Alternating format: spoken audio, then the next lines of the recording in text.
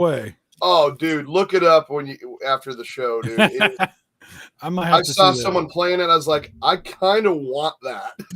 They've done some really interesting. Oh, we're live. Oh, live. How long have we been live? Oh,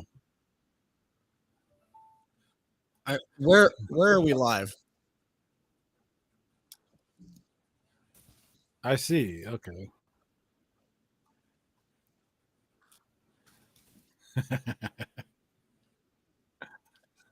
Oh.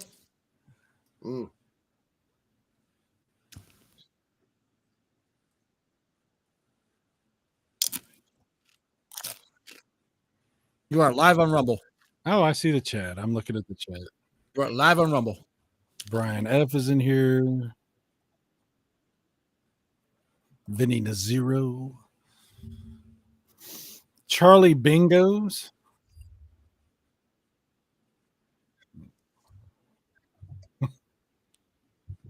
Hello, everybody.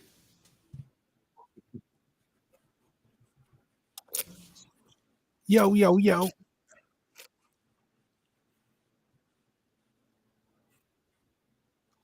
My boys.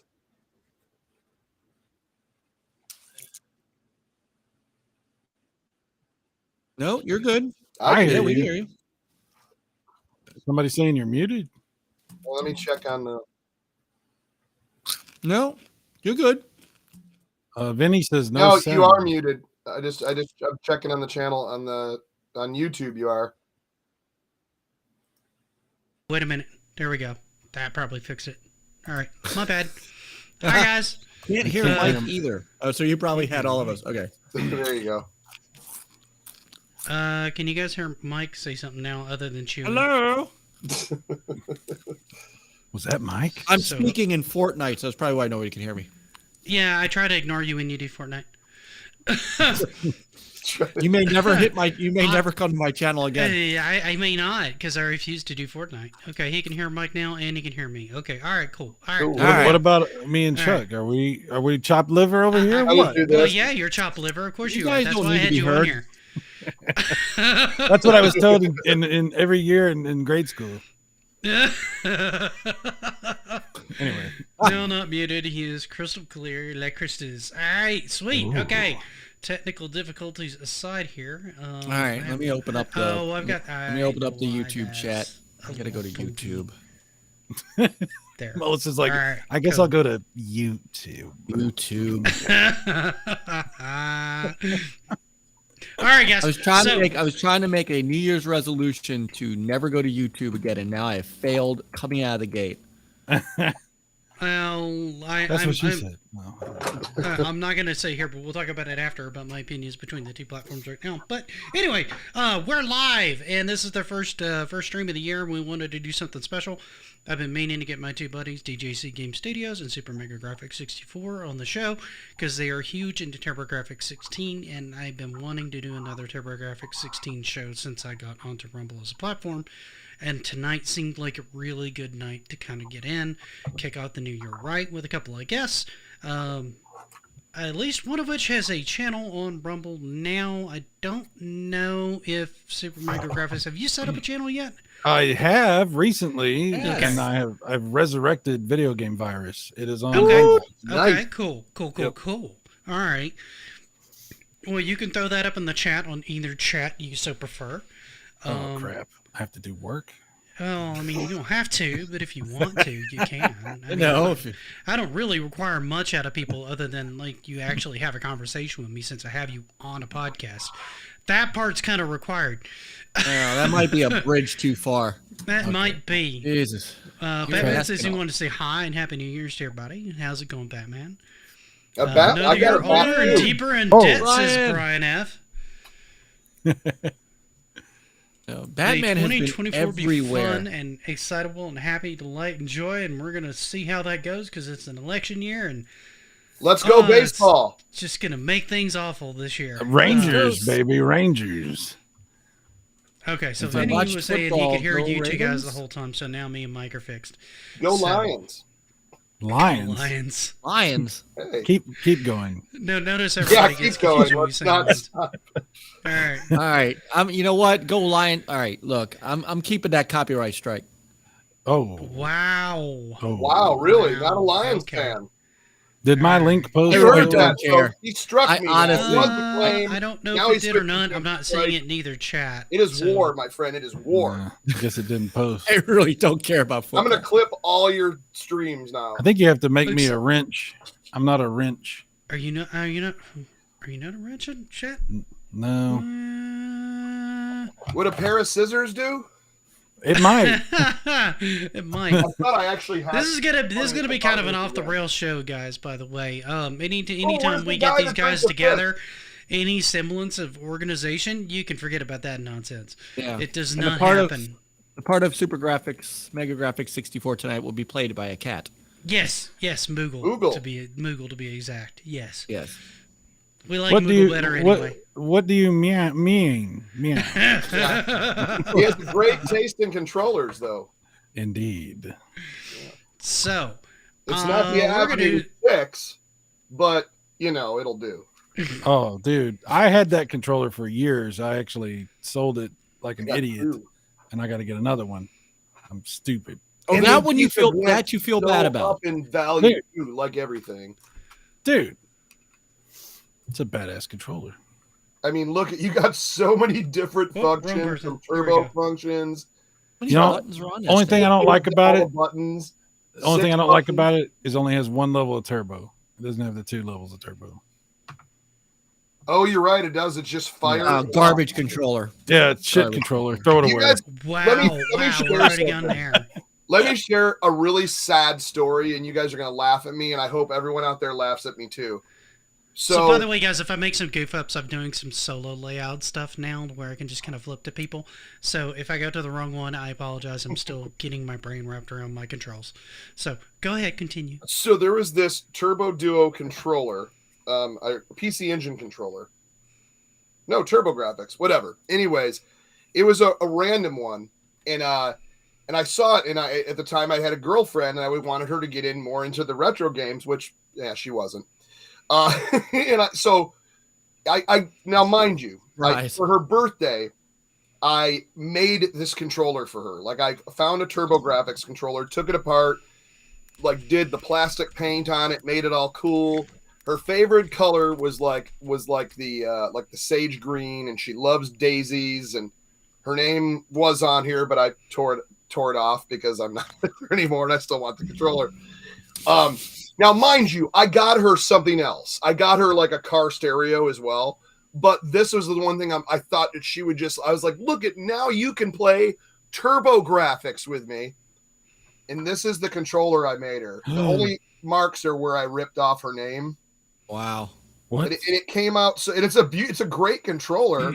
I What? didn't think the TG16 had like a 3-button controller. I didn't There's- even know it had a 6-button There's controller. so Yeah. many different ones. There's This was it's the PC Avenue Engine, 3, I but think. yeah. And what have you PC done? Engine, okay. What have you done to this thing? Like, Well, I look, put sparkly daisies on it, and then I see took the shell that. apart and painted Good it. put it God. back together. green. What? That was her favorite color. She didn't care. She goes, "That's the stupidest thing I've ever seen, and I'm not going to play Turbographx with you." Did you at least go and rip the stereo back out of her car? No, she left with Wow. that. Chuck, I don't know what to say. I'm speechless. That I is just a- figured I'd share that because I just found the controller. I got so many. That's weird very interesting. controllers. Yeah. I don't know. You guys would have to answer this one. This is probably better for like Chuck and Cy. Are the 8-bit controllers the best third-party controllers for the Turbo? I have Third not party? used them personally. I know they have a turbo function on them that you can enable, but I don't think I've ever tried using them on the Turbographx or any of their games, Well, really. I can tell you this. I do own one of the cheap little wired controllers that they have brought out. What is it? I can't even remember oh, it's from Old School. I got it right next to me. I have a Super Nintendo version of their It's okay. wireless one. Though I tell you what, 8-bit Dough makes great stuff. Yeah, they They really do. I've gone through a couple of their controllers just because they've just kind of worn out because they used them too much. Yeah. But they make a really good, affordable controller. I'll tell you, I have never bought one for the Turbographx because do they have an adapter for the actual Turbographx? Or I is don't it just, know. It's mostly just USB, so you might have to like try emulating in order to see if it would work or not. well then what which I could, but I just haven't tried the turbo functionality on it yet. Well, okay. So my other problem, other than will it even work on original hardware, is it doesn't actually have turbo switches. It has 4 buttons on it. It does, but there's a button on there to enable turbo. It doesn't have different levels of turbo though. It's just either turbo on or off. So it's similar to the Avenue then. Yeah, you can enable turbo on it though. If you look at the instructions on it, there's like a button combination you hit to enable turbo. Like you hit the button and then you hit the button you want turbo. Yeah, it has 4 buttons, 2 for regular, 2 for turbo, and that's how you hit turbo. You don't hit turbo with your regular button. No, you can turn turbo on a button. There's a way to do that on controllers. Then why would you have 4 buttons? That doesn't make any sense. Why would you because have the 4 originals buttons? had the switch, and you had 1 setting, 2 settings, 3 settings, and then you'd hold it down. Okay. You know. Like I said, I don't know for sure. On the 8-bit controllers, the reason they have more buttons is because they're Oh yeah, for multiple controllers. That's the original. They're for multiple consoles. I don't know what to tell you on that. Right. I don't know either. They've been branching out though. They've got like a Neo Geo style controller now that they made that was more for the CD based one. They had more of the D-pad with the little analog nub thing on the top of it. They've made some of those and stuff like that. They've been trying to hit a lot of the retro market lately with controllers. So I wouldn't be surprised if they try to come up with something that's more Turbographx focused in the near future. I don't understand why we don't have turbo switches on controllers anymore. Like you don't see them. I agree, man. You know what I mean? Like I love turbo switches because it's like, I mean, I guess if you like fell to the wayside for some reason. I don't know why. The game's changed. Yeah, I feel like the game's kind of moved away from either needing it or just had you auto-fire to begin with, so it didn't really matter. Yeah. Like, I know a couple of buttons just kind of do that, because like if I go back and I play the original Metroid on the NES, if I hit the one of the top buttons, it'll fire like it's on turbo mode automatically. Right. Which is super helpful on Metroid sometimes.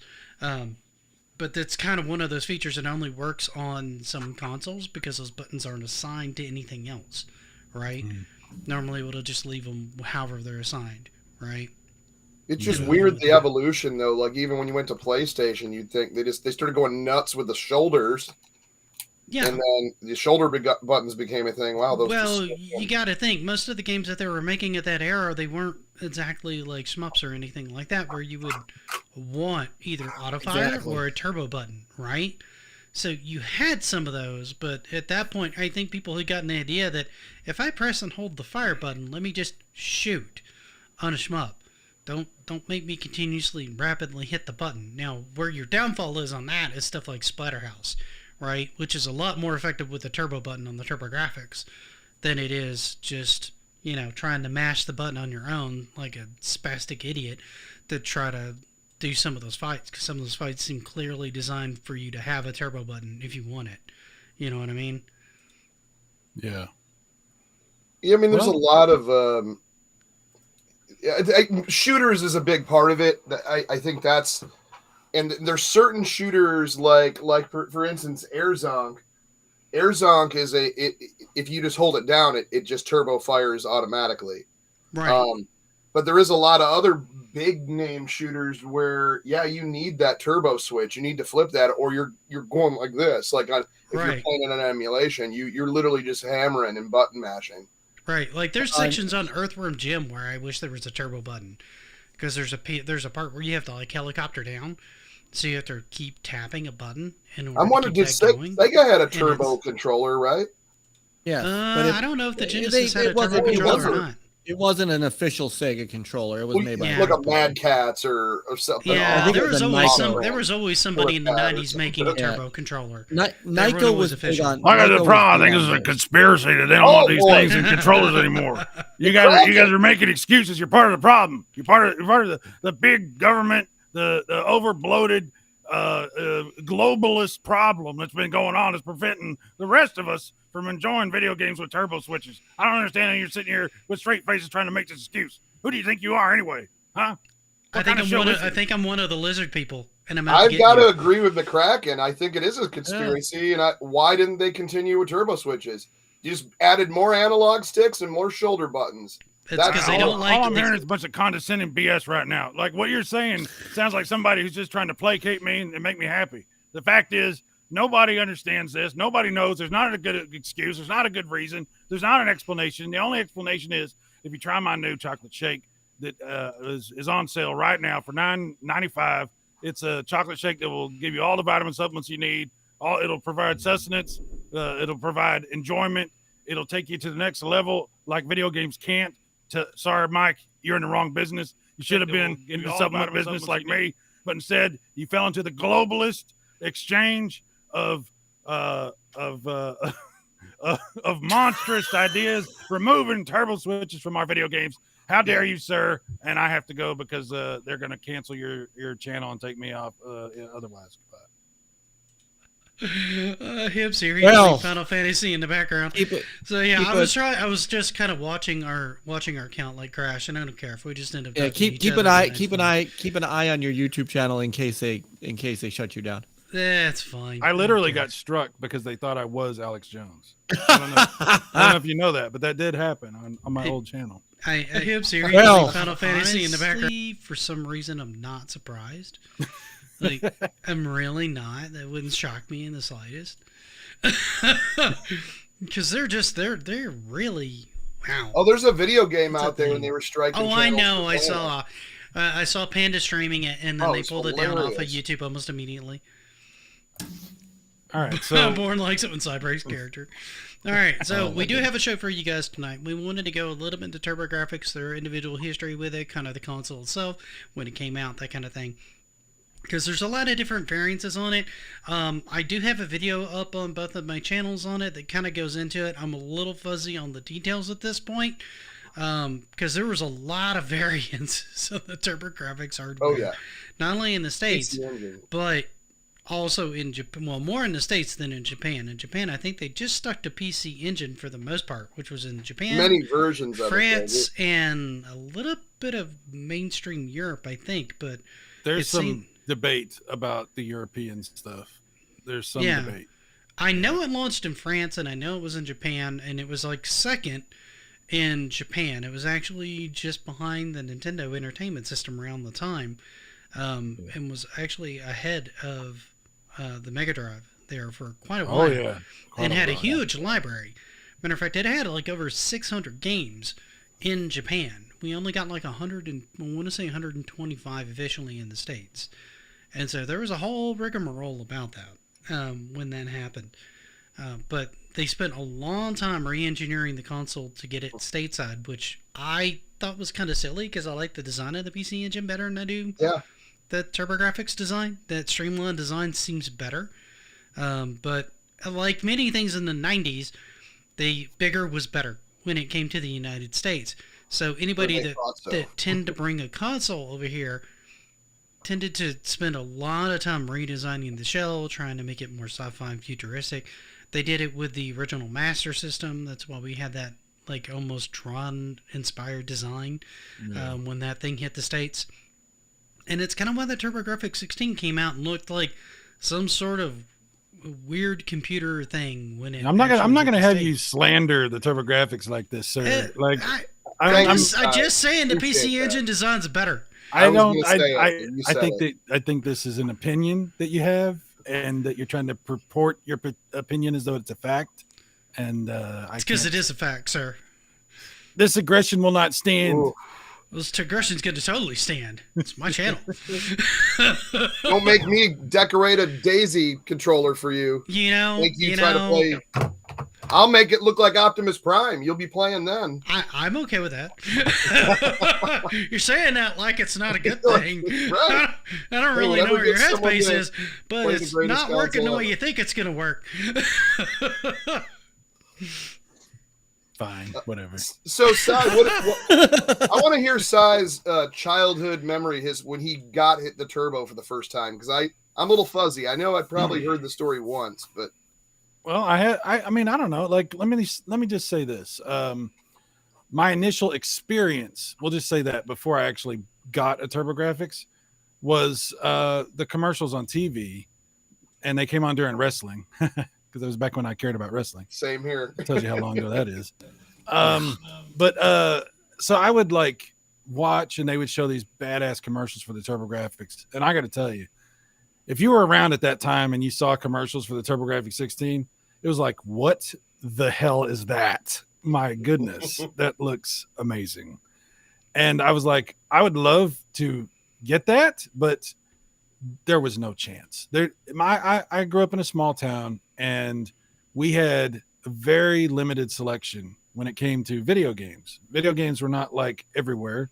Yeah. And if they were at a store, good luck. I mean, it was probably older stuff, and nobody carried Turbographx. Like I would have to go about 70 miles to another town before I would have any chance of getting Turbographx. But I was very interested in it. I saw the commercials. I saw the ads in the magazines, which were also freaking badass. Yeah, they were.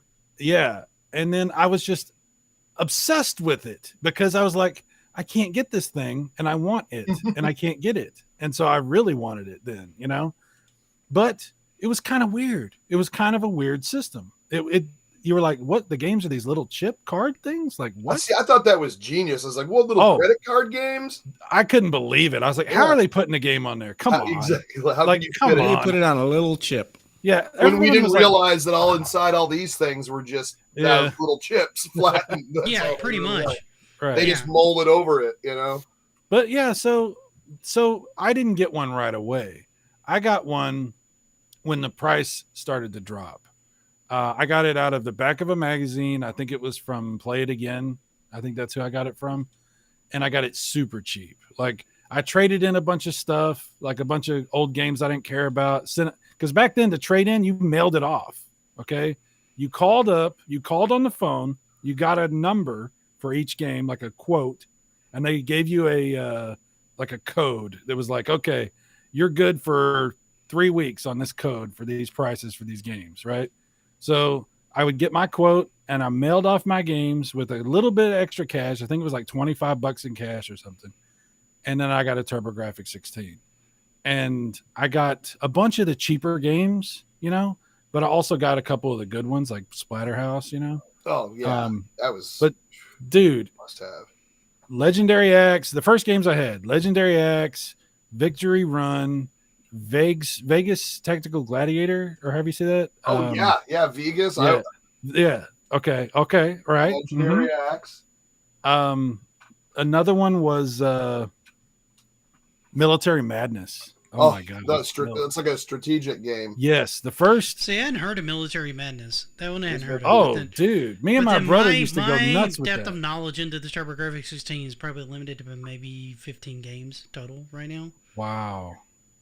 Oh man, there's so many. Oh, Never had Fantasy Zone. I'm glad the game later sent you over, man. Good to see you. Yeah, so I had the turbo chips. I didn't get the Turbographx CD. I had several really good turbo chips. And some that were okay, And Boren has a good point here. The Master System actually did the card thing first. It did, yes. Because they had that on the Master System, which was kind of like I didn't even see those on the Master System. But then my whole story on the Master System I kind of covered when I went over the power converter, right? Right. Because I had the power converter, but I had no way of getting my hands on the games at the time. And much like the Turbographx 16, I never saw ads. I never saw them. Well, the Turbographx I did eventually see in the store. Because around the time that the Genesis hit and the SNES was out, I would go into Software Etc. And Yeah, it was Software Etc. at the time, and they were the only one that I knew that was actually carrying the TurboGrafx 16. So they and when I initially saw them, I saw the TurboGrafx Express, and I'm like, why in the hell is this thing $300? And I remember being so confused about it, but there was really no information to really tell me what was going on with this thing, right? I didn't know at the time that it just played the full-on games on the handheld, right? Well, I didn't know that at the time. Yeah, You see, Nick, the problem is that you didn't get the VHS videotapes that we got sent to us. Chuck, Lords No, of I did Thunder. not. Remember the Lords of Not at Thunder? all.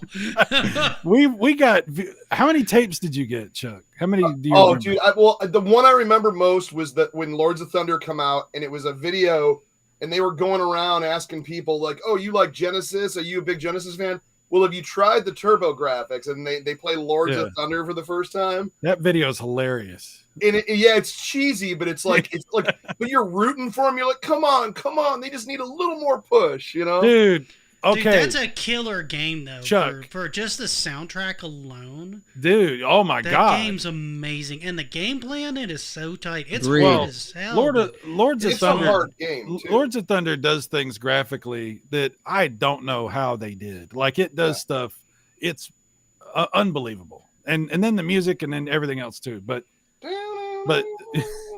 we used to get these videos. Like they used to send us these videos. That's the reason that I was able to convince my mom to get me the Turbo Duo, because I had the TurboGrafx, right?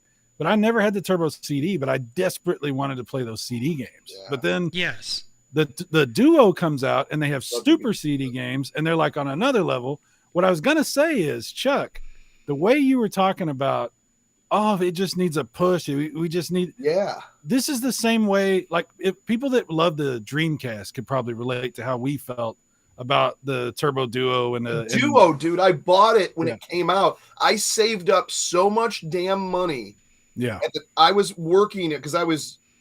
When did that come out? 1992. So I was working. I was in probably 10th or probably 11th grade, working at the mall in a Sears under the escalator where you change watch batteries. Oh, okay. Like I saved up money from that job, and then I'd always like on my break go to Funcoland or Babbage's or whatever, electronics boutique, whatever it was at the time. And I remember just going in there, and they're like, I was like, oh, the Turbo Duo comes out, and read about it in the magazine. It finally comes out like in a month. I need to save up money, and I went in there, and I could have bought a Sega Genesis or a Sega CD, or I could have bought anything that normal gamers were buying at the time, and I was like, nope, I will take this. That normies would buy. Right. I was working for them since I picked up the original TurboGrafx, since I played Keith Courage and went, wow, this is what they decided to pack in it. But I still have love for that game. Chuck, I got to ask you this. When you got that Turbo Duo home, and you best times of my life, dude. And you plugged up, let's just say East Book 1 and 2 for the first time. Oh, dude, the music in that story, the music alone, and I could listen to that over like a CD Walkman. I could just listen to it. Dude, I used to bring friends over and just turn it on and let them watch it. And everyone was like, oh my God. Oh my God. Now, let me ask you guys this too, because this is something that, and I'm curious because I thought they had a CD add-on for the TurboGrafx that you could actually connect to your original TurboGrafx on top of the Duo. Didn't they have the CD attachment as well, or did you had to go straight to the Duo? The original one had a CD. Nick, I have the TurboGrafx CD right now. Like that's what I've been playing. Okay, that's what I thought. I thought you could do either. The Duo just combined everything in a more compact that was the latest version. See, okay, we gotta give you the commercial pitch. Okay, here's the commercial pitch. TurboGrafx 16 reinvented for the Turbo Duo, now with built-in super CD-ROM technology with 2 megabit games. Like, dude, it had the CD-ROM built in, it had the super system card built in, it was all compact into one system. Yeah. It had everything built in that you would want. it was the whole shebang. It was Now, like was the CD-ROM drive faster on that one? Or was it the same speed as the it's attachment? the same. It's the same. Okay. Speed. Okay. It's exactly the same speed. I was about to say because it wouldn't make any difference on the games other than load time if it were a little bit faster. You'd still be able to play the games. I've owned an American. I've actually owned 2 different American Duos, a TurboGrafx CD, and a PC Engine Duo R. They're all the same as far as like loading. I will say, the better newer laser you have, obviously you're going to have better luck because you know. Well, yeah, obviously. I mean, that's one of the things from that era, and like especially like I want to say the PS2 had a really bad problem with the laser diodes and stuff like that dying at the time. Did we lose Mullis? We run him off. I think we did. I don't know what happened. Dang it, Did Mullis. his internet go out again? He was having some problems. He was having problems earlier, and he's not in the back room or anything like that either. So we lost Mike, guys. Sorry. Again, complainers. Sorry, Everybody guys. pour one out for Mullis. I'm hoping Mullis is going to be back here pretty soon. He was having some internet issues earlier today. It could also when he be that first came in. It could also be that I'm monopolizing the discussion. We could have put him to sleep. He's just like, I'm out of here. I mean, it's possible we put him to sleep. Because he's like, wait a minute, is this a TurboGrafx show? A Chuck Ensign here? Yeah, I think I've got a little bit more exposure. He's back. Is he back? There he is. Yeah, sorry guys, I'm having internet issues tonight for some weird reason. Well, Mullis, do you want to jump in here while you can? Because God knows what's going to happen. So. Tell us when you first got your TurboGrafx. I first started emulating TurboGrafx about 3 weeks ago. No, wrong word. Shut the hell up. I believe that's been the extent of my exposure as well, as I do not have official hardware on it. Now, I was thinking about getting the Analog Duo whenever that came out. Yeah. But I don't think that thing's even come out yet. They keep doing the Analog Pocket it's out. Like over and over and over and over and over again. Oh, it's out. Yeah. It's out. Yeah. Is it? Okay. Yeah. I'm still kind of debating if I want to have one of those because it seems like a fun idea on paper, but then trying to collect for TurboGrafx seems like a nightmare. Well, I'll tell you this: it's more about it's expensive. That's part of the nightmare. You'll find it. It's just you're going to be paying. If you're curious, I'll tell you a little bit about it. I don't actually. Too long without Sega talk. That's why Mike left. No mention of Sega. Like I'm fading fast. Some of us didn't get the knockoff. And Space Harrier. The knockoff, you son of a.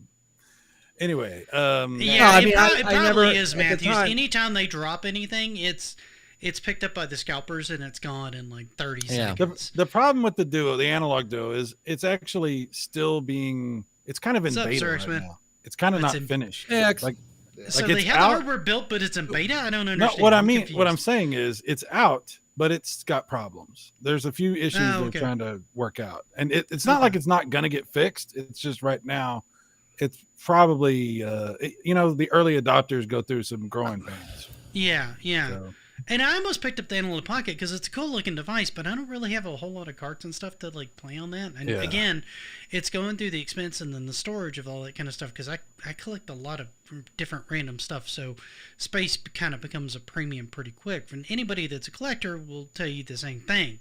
Space kind of becomes a premium pretty fast. So you got to figure out how you're going to store the stuff. And not only a good way to like keep it in good shape, but in a way that you can access it when you want to, right? So there's that problem as well. Well, Mullis, did you have anything you wanted to jump in on, or were you? Well, so I did.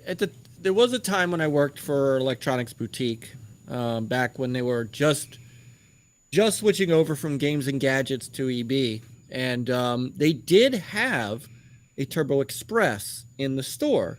So I actually did get to play, some TurboGrafx stuff through that. And I always thought that was really impressive. I liked what I saw of it. I was still a pretty diehard Sega guy, but I got a chance to play some of the Bonk and Legendary Axe and things like that. And it was pretty cool stuff. I think the Turbo Express is the only thing they sold. So it was difficult to get into the TurboGrafx because I couldn't get a TurboGrafx. See, by the time I saw one and knew what it was, I already had the Genesis and the Super Nintendo. So getting my Right, parents to I'm buy kind of a in the third same boat. console was like, Yeah. no. That I was already my didn't have thing super on deep libraries for either because my library was split between the two consoles. I mean, I had plenty of games to play. Don't get me wrong, but that really, Born as you're saying the analog version doesn't even come with a controller, which is completely doesn't. ridiculous that. Oh damn! to me. Yeah, That's insane. You gotta Because at least throw out that thing's like $400. But I will say they did built in. They do have built-in Bluetooth and built-in wire, like the other kind of wireless. So you're just using, well, see, that doesn't complete the experience as far as I'm concerned. I mean, you would Yeah. want like an actual Turbographx controller. which you can for that put that thing. in there as well. It has a Yeah, I port think for- that port's in the for that. back, right? Okay. It's on the Or side, side of or it. something On the like side that. of it. Yeah. Now, Okay. what I I mean- remember, so I just wanted to say, like, what I remember most about getting that for the first time, when Simon, you were talking about the Duo, like bringing that home for the first time, Yeah. like, oh my god, like I remember opening it up and it was like, remember you had a coupon booklet, it had like Yeah. from $5 to $50 off of like anything for like, it was like one you could use it the whole year, you know. That's right. And then you had a CD that came with Bonk's Adventure, Yes. Bonk's Revenge, Gate of Thunder, Yes. which is, oh my god, is that a great shooter? Honestly, I think Bonk is and kind then of underrated. And then it had Bomberman on there as well. Yes, it did. You had to do Well, something to get bombed. You had to like type like a up down ABA or something like Yeah. that. But yeah, so you got all that with it, plus the system and I can't remember. No, I think it was just one controller. One controller. But like, I just thought that was such a good deal, and wasn't it $2.99 when it came out? $2.99. Yes, sir. $2.99. Yeah, and I paid for that with my own money, dude, and I've never been so happy. And then I just remember just getting so many games, and to the point where I wanted more, and I started ordering them from catalogs. Like that's how I got a lot of my later games. Same with when I got, not that we're talking 3DO, but like that's how I ordered a lot of my 3DO games back in the day. Even later on, it was all through catalog, because it's like I wanted these. I guess you'd call them underdog systems, because there were so many different games that weren't the same. Like I could go to my buddies and play Sega. Eventually, I got a Sega. I got it, Super Nintendo. But like I had friends that had those. I think he cracks me up. I wanted to get something brand new. I wanted to get something nobody had. I wanted to get the weird stuff, Yeah. And I think even as weird as Keith Courage was to pack in, it was probably not a good choice to pack that in there. Well, and that's something that you guys have in common that it kind But of I like you guys expand on a little bit is you guys always kind of went for the more unique consoles, right? Because you both had an Intellivision, which was out around the same time as like Atari and ColecoVision, which I think were a little bit more mainstream than Intellivision overall at the time. Well, and television was edutainment, and that was the way it was viewed by a lot of people. So I don't think it was as and sports. It was a popular. big sports mode, right? It was it was doing its thing. So yeah, it was different. Yeah, absolutely. Yeah, and my mom the Turbographx during the height of not only Nintendo but kind of the big surge in Sega's popularity, right? Because that was like that was their big breakout. Yeah. Not that they did bad with the Master System, but they didn't really start competing like super heavy, at least in the States, until the Genesis, right? Because they came up with their entire new ad campaign, came up with Sonic and all this other stuff. Huge, heavy advertising campaign. Like you could barely turn on a cartoon in the 90s or the late 80s and not see an advertisement for Genesis bashing on Nintendo constantly, right? Yeah. That's just kind of how they played the game back then, which was smart. They had to get the word out, which is what they didn't do with the Master System. But I never saw anything except for like maybe a random ad here and there that I'm not even remembering right now for the Turbographx around that time. So finding one or even knowing about it at the time was kind of like a rarity in my head, because at least in my area, I don't think anybody knew what it was, right? Well, there was only 2 years where they really pushed the media, like the advertising campaigns. That was 1989 and 1992. Those were the 2 years they pushed it. And yeah, during the initial I don't launch and remember either during of the those. Duos launch. Then. Yes. Yeah. Right. And every other year past that, you're right. You'd be lucky to even know it existed. Yeah, Like, the most people Duo didn't. was the Hail Mary. That was it. Yeah. It's like they're going to do this, and if the American crowd doesn't take to it, then we did Right. what we could do. Now they do have a homebrew scene. Born was asking about the homebrew scene on the Turbo, and they do have that because you guys were talking a little bit about that before we. They have a started, very right? small one. There's a few games out there. Are they the greatest? No, maybe not. There's this one underwater game called. It's got like a mechanical dolphin or like a robot dolphin, and it's all like Aqua. The CD's like all Aqua, the case and everything. Yeah. But Is it a shmup? it's almost like a $400 or $500 game now because it's so rare. Wow. What's more interesting to me is the stuff like there's a guy named Turbographx who has been converting NES games to be Turbo CD games. Like That's cool. Okay. Mega Man, like he brought Mega Man to the Turbographx with a CD soundtrack. But and it's- well, okay, for a CD soundtrack, I was about to say because those should fit on a U card really easily. Yeah, but with CD music. So music's where you know it's he's at. done that, and he's done a Dragon Warrior port. There's been several things that he's worked on, and the technology stuff that he's working on is also interesting because he's figured out ways to get like some ridiculous amount of colors on screen for the Turbographx, which is, I mean, it already had a pretty good color palette, you know.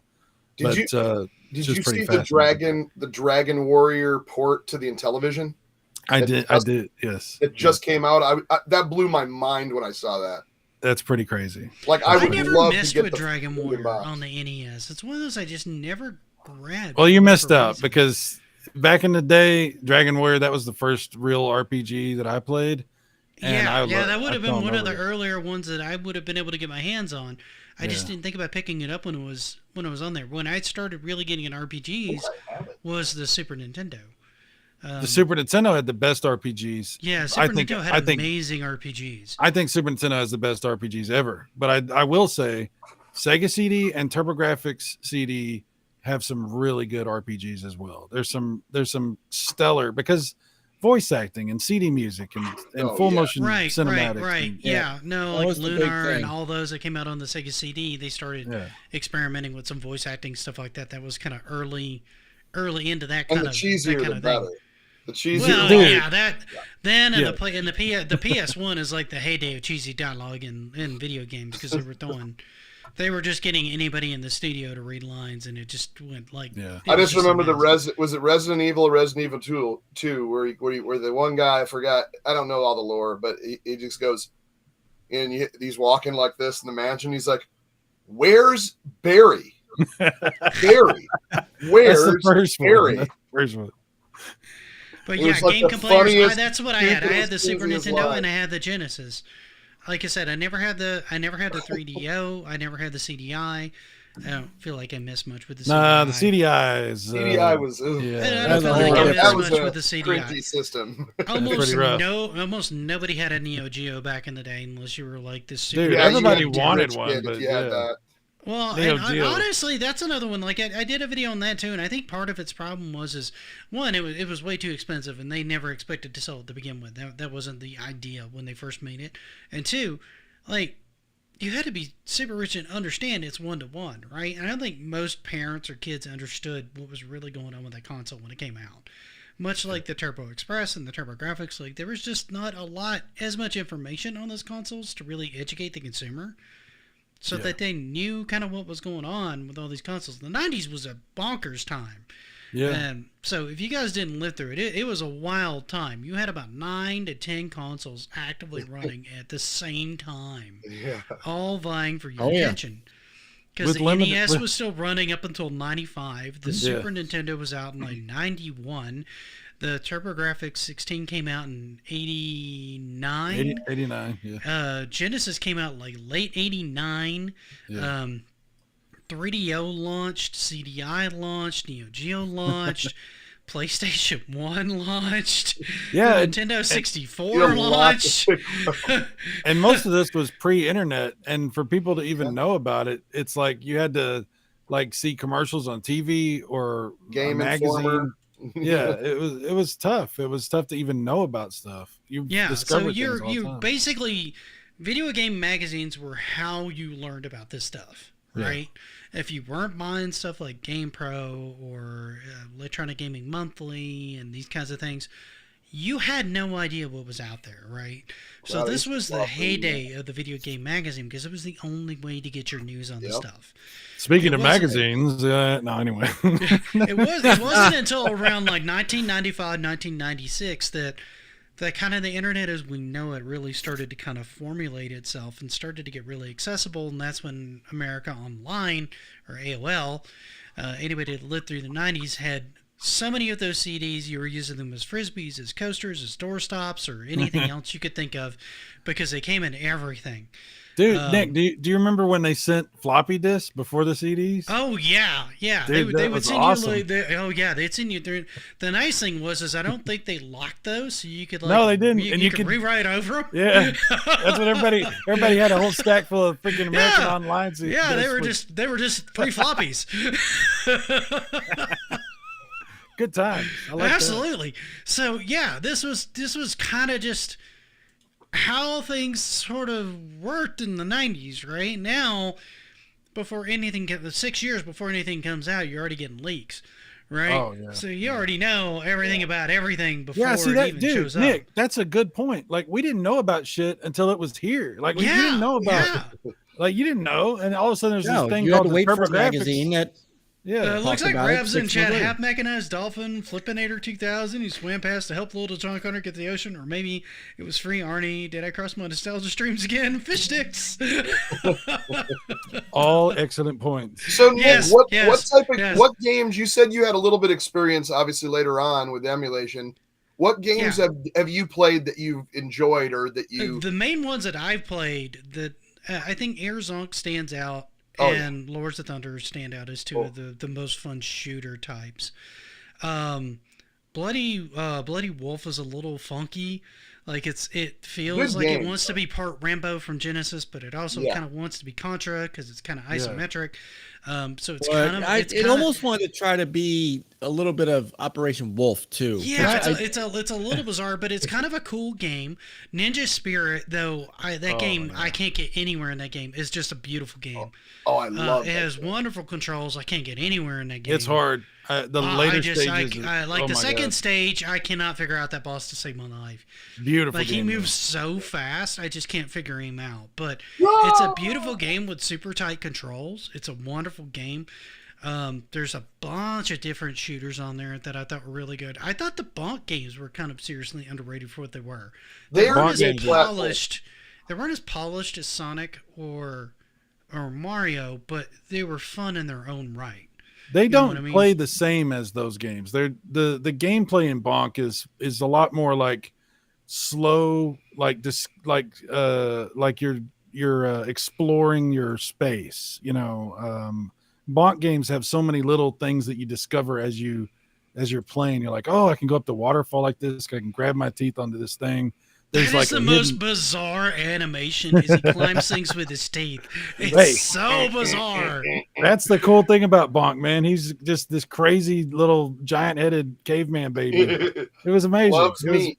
it was freaking badass. Like No, Bonk and was, it's a neat game. It would be nice if I had more of a manual to kind of explain the story, because it was the other thing about 90s games that a lot of people don't get, that you know, they didn't explain the story in the game. The story was in the manual, right?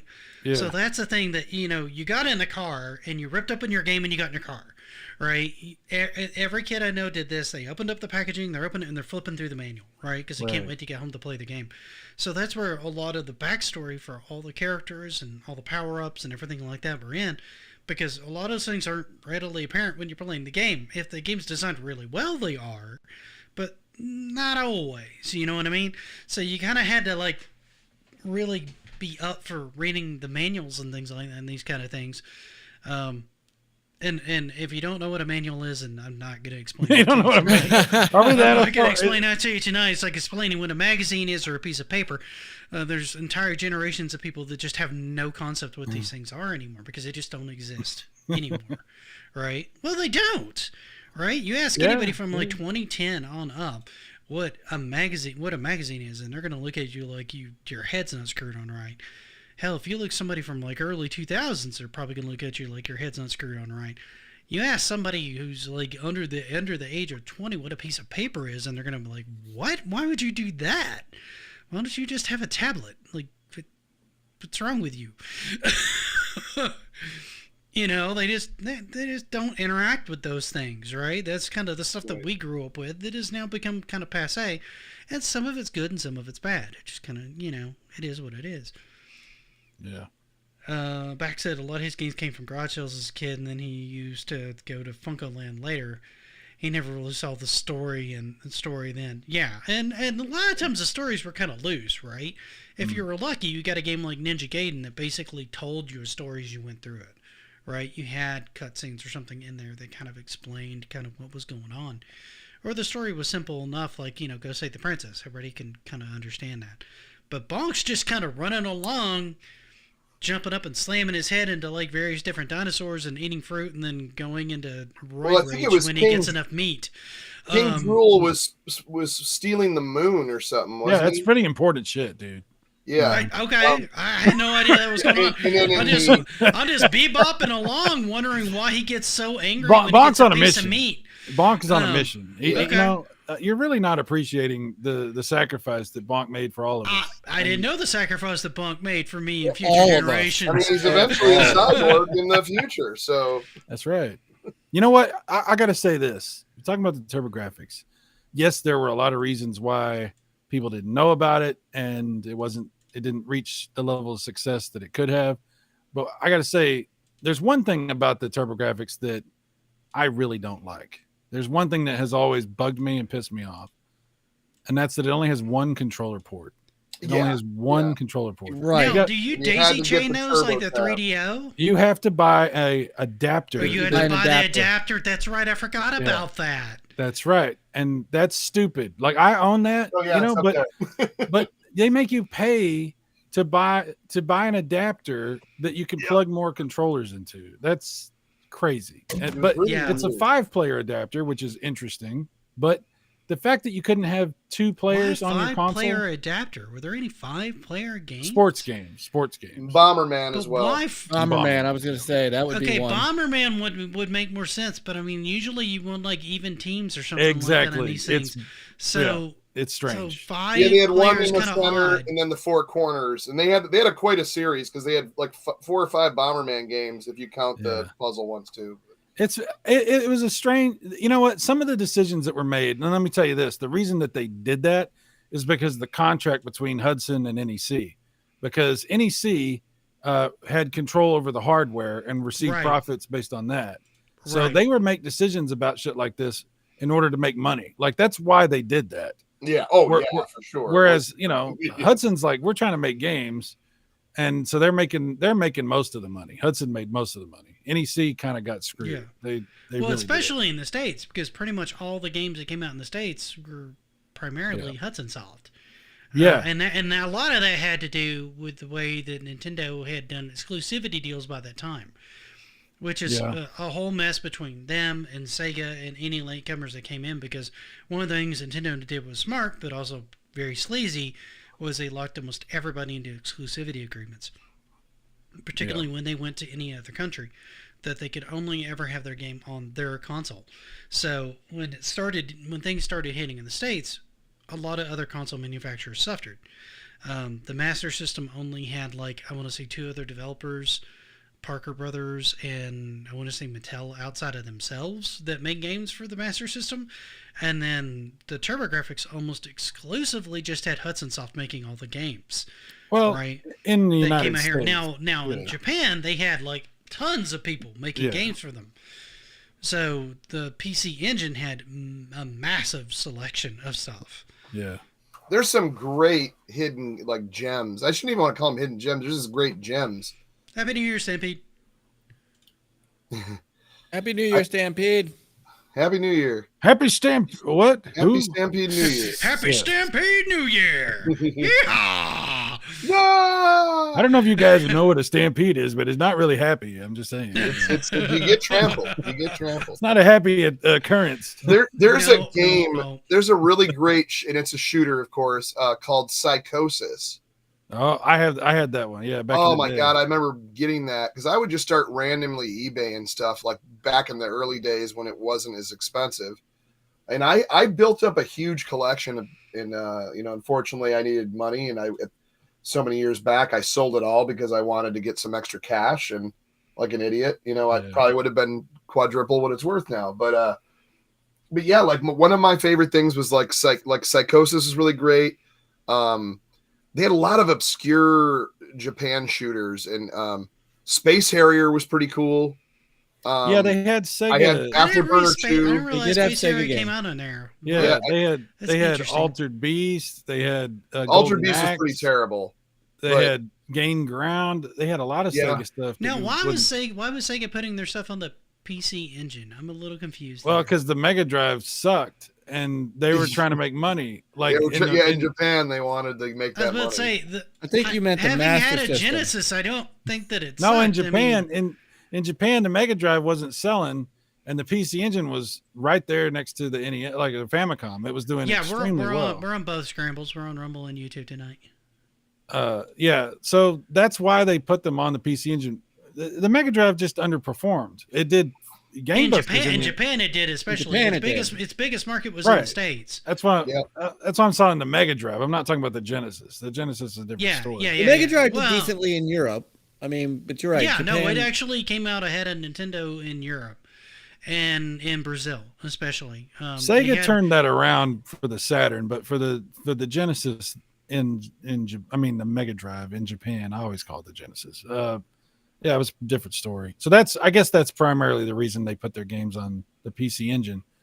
Because they were coming in just shy of Nintendo as far as console sales. Most of the PC Engine versions of Sega games, though, are kind of weird. Like they're good, but they're kind of weird. Like there's some They're different. yeah. Well, it seems kind of confusing to me too, because both the Mega Drive and the Genesis used a 3-button controller natively, and then there was a 6-button controller as well, which wasn't used as much, but the TurboGrafx based controller had 2 buttons. Yeah, the TurboGrafx was literally designed to be a better NES, to be a better Famicom. Right. It even used somewhat of a similar chipset. I think it Yes, used the same MOS chipset. That's why they're able to convert those NES games over so easy, because it's very compatible. It actually is. In fact, I don't know if people remember this or know this, but Hudson Soft was like the primary third-party company for Nintendo. They were it. And can you imagine? I wouldn't say primary. Sunsoft was huge around then. Capcom was huge they were around the first. then. They were the Konami first. was huge around then. They were the first. They were the first third-party company for Nintendo, and the biggest one. Because I mean, not that Hudson Soft was a small name on the NES, but there were a lot of big names on the NES. No, there absolutely were, Nick. But what I'm saying is, they were a huge supporter of Nintendo. To imagine what happened, because they did the same thing a lot of other companies did. They went to Nintendo and they're like, hey, let's do something here and make, and Nintendo's like, nah, we're good. So then they, went to, do this on their own. The NEC and Hudson teamed up and did the TurboGrafx.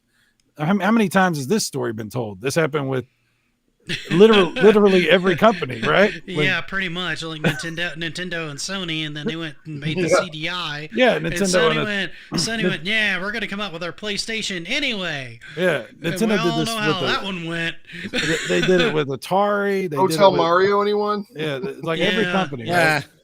Right? But yeah, so to see their first third-party company abandon them to go do their own thing and carry over a lot of the work that they'd been doing that was going to be for the NES or the Famicom, and they just put it all on this new system that they were doing. That had to have been crazy. This is like you said earlier, Nick, this was a wild time. Like the stuff that went on, the backstabbing and the weird stuff and the suing. The 90s, I feel like I'd need to like almost do more 10-15 minute videos on like just shady crap that happened.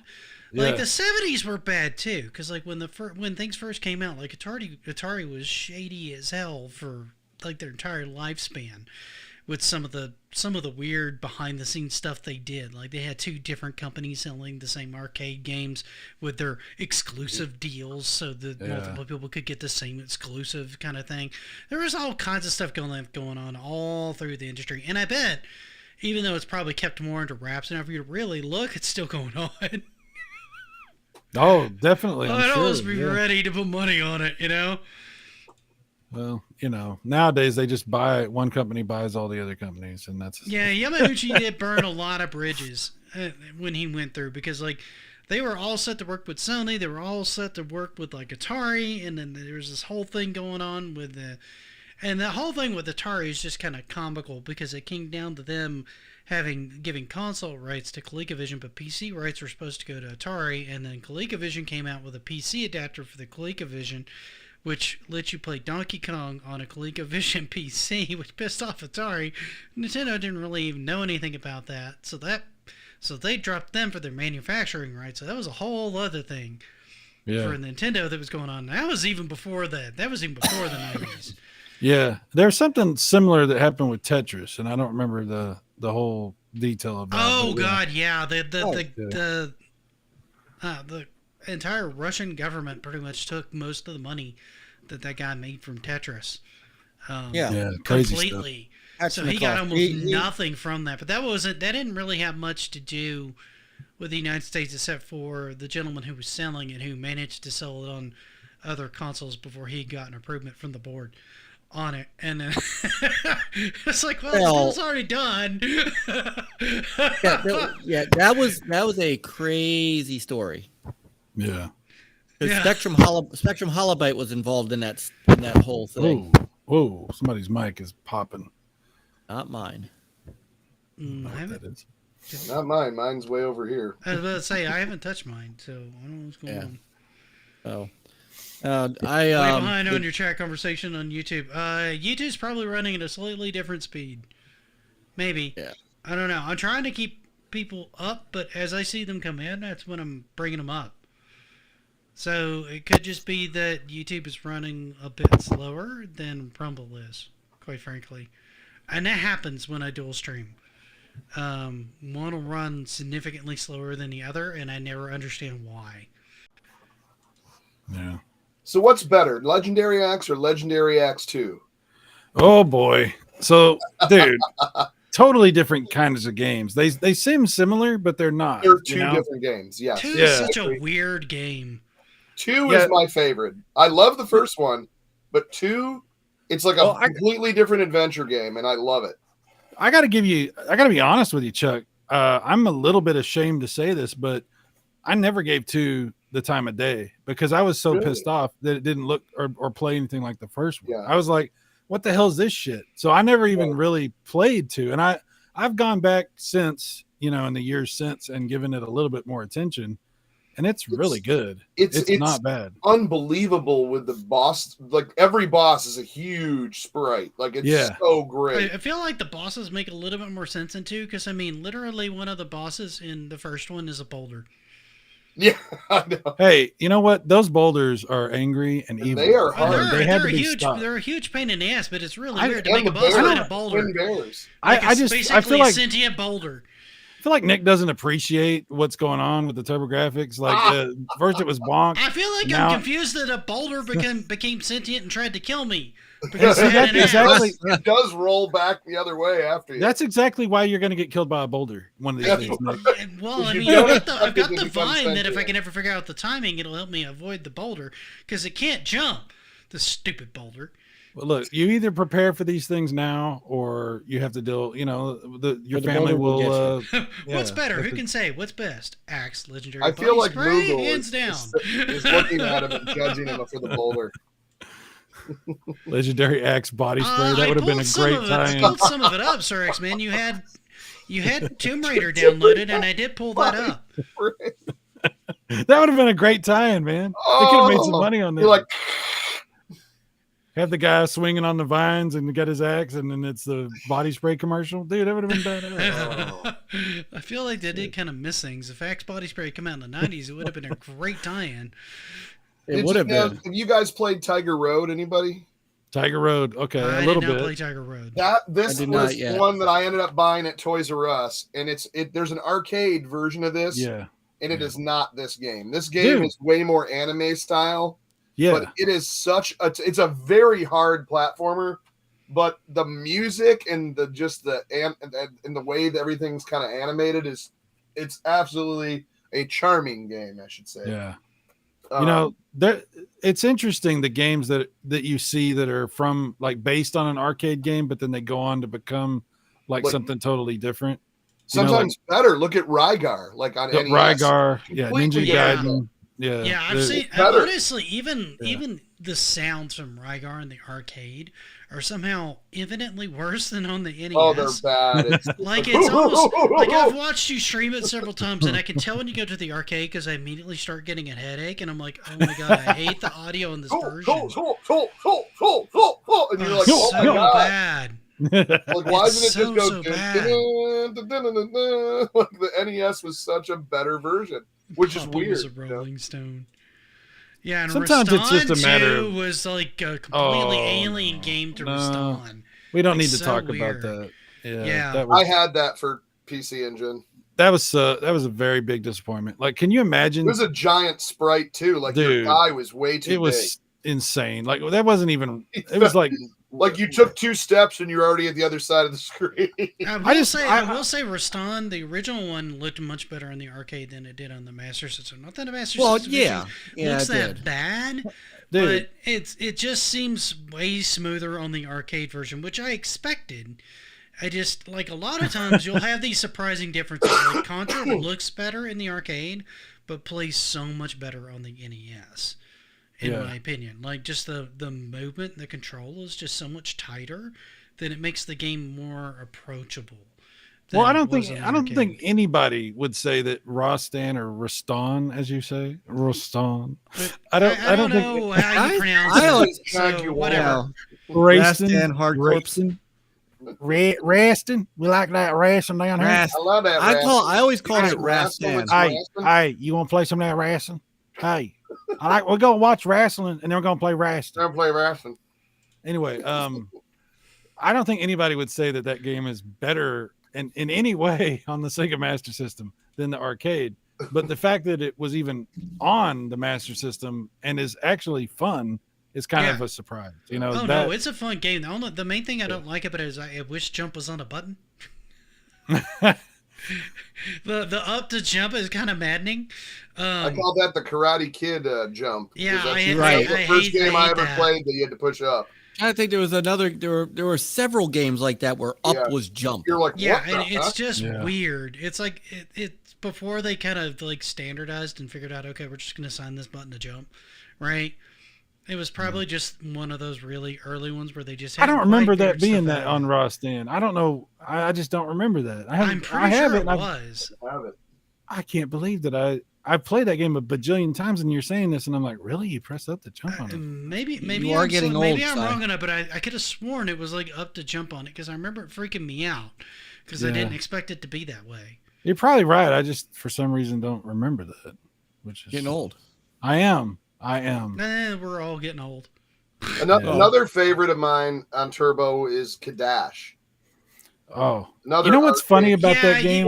You've played Kadash a lot. I on love there, that and game. I struggled to kind of really fully get into Kadash. It's not a There's bad so game. much grinding you got to do at the beginning, and if you don't, and it's not fun to watch because you literally it'll take a half hour to like grind up to like level 9 and then start your game. Well, I mean, I do that on normal RPGs all the time. It's just not the kind of thing I expect out of a side-scrolling game. It's Yeah. crazy. Like Link's Adventure is like the one weird exception where my brain's kind of used to it because that's just how that game functioned. But most side-scrolling games, I don't really expect like level grinding, particularly not with a life system. It's kind of weird. And then you got the magic potions and the spells and the recovery spells and the herbs and the Grab's killing me tonight. nooks and crannies.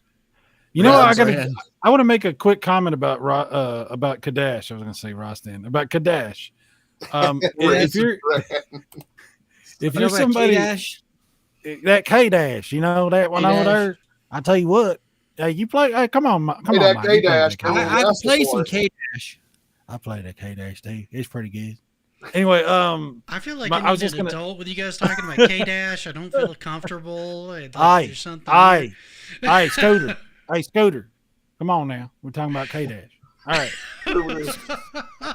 But I just want to say, like, if you're somebody who's into emulators or somebody who wants to play ROMs on your EverDrive on your real hardware, for some reason, K-Dash it has problems. If you want to find the American ROM, like there's plenty of Japanese ROMs out there that work just fine, but it's hard to find a working US ROM of K-Dash for the Turbographx if you want to actually play it on original hardware. I think they'll run on emulators, but on original hardware they just don't run. There's a couple other ways to play that too because it came out on Genesis, Luckily, and I I think have it's it. pretty similar, Yeah. isn't it? It is. It's yeah. But I'm just saying, like, I just wanted to point that out. If you're looking for that ROM, Mm-hmm. you might ask somebody who has that ROM and knows and could help you on their Discord if you're interested. Just saying.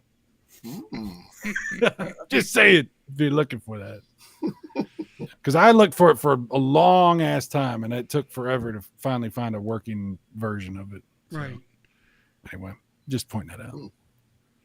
Yeah, I didn't know it had problems on it, so it's only an issue on emulation if you play. I on have the a original hardware? crappy. On an emulator. EverDrive. I have a like one of Okay. those King Hank boxes that I've been using lately just to do 16-bit and 8-bit stuff. Everything else it doesn't do well, but the K-Dash ROM on that one actually plays just like my chip. Yeah. I'm sure it's fine. But it's weird. You'll get stuff like that though, because you can get like a really expensive emulator and have it to where you can't find the right type of ROM, or it plays weird, or there's a glitch, or it's only in Japanese or whatever. Yeah. And then you'll get like one of these cheap ones where everything else isn't that great, but like the games that you normally have a hard time finding are perfect on there. So you kind of roll the dice on those. Like it's just one of those cheap Amazon. I've always kind of had boxes. issues running any of the CD games when you're trying to do emulation, like any of the HuCards. For the most part, yeah, you're right. But the PS1's CD stuff fine, is kind of sketchy. Like, well, PS1 and Dreamcast and even Dreamcast is PS2 bad. on like a Pi 4, you can run those. Those run. Oh run yeah, pretty yeah, good. on a Pi you can do good, because I used to have like Yeah. one of those Orange Pi game stations, which was I thought was Yeah. really great. And then of course the But regular. trying to get Raspberry Pi. and maybe if you buy like a third party one where they've already set it up, but I could never find the right BIOS to be able to play a lot of the CD stuff for Turbographx. So I always kind of struggled with that. There was a couple of games I managed to get working, but a lot of them I couldn't get to run. Yeah, Nick, seriously, if you haven't really been able to appreciate the CD library, then you That's really the good haven't one. played Turbographx. Like, because I just couldn't get them to run, man. Like, Ooh, Yeah. Riot Zone. Finding That's what I finding was the thinking games of. wasn't that hard. Riot Getting Zone's them great. to load was another problem. yeah, Right. I understand. It, Yeah, it can be problematic. Do you remember Riot Zone, Si? Do you Dude, remember? I did a playthrough not that long ago. I need to do another one. I freaking love It is such, and I know there's a lot of characters that are just recolored and Yeah. reused, but that is such a great beat 'em up. It just, I don't even know. It's just the music. It's a CD game. It sounds Yeah. great. It plays great. The combat. two players simultaneous also, by the way. Yeah, Yeah. It That's kind of blows away. I know there's probably Streets of Rage fans there, but it reminds me of that type of fun. Well, it's not playing as good as Streets of Rage or Rage. Streets of Rage 2. No, or, but I get what he's saying. I get what he's it's saying really with that. good. Yeah. it's like they were trying to do that. No, it's You know, great. No, and they there's a did good. handful. There's not a whole lot of beat 'em ups on the No, Turbographx, it's not. but that's a great one. That's a great one, Yeah, Riot There's Zone also- was one I bought brand new at like Funko Land. dude.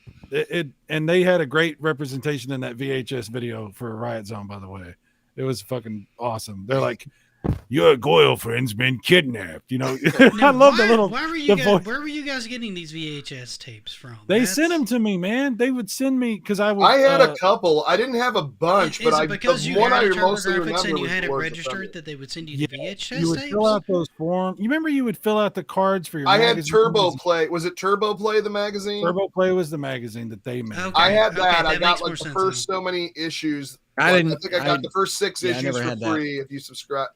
Yeah, I mean, that came in the Turbo Duo. Honestly, thing. Yeah, I if you did didn't, not. if you didn't How get the dare you have an magazine, opinion? if you didn't get the magazine, and if you didn't have the VHS tapes, were you really a gamer?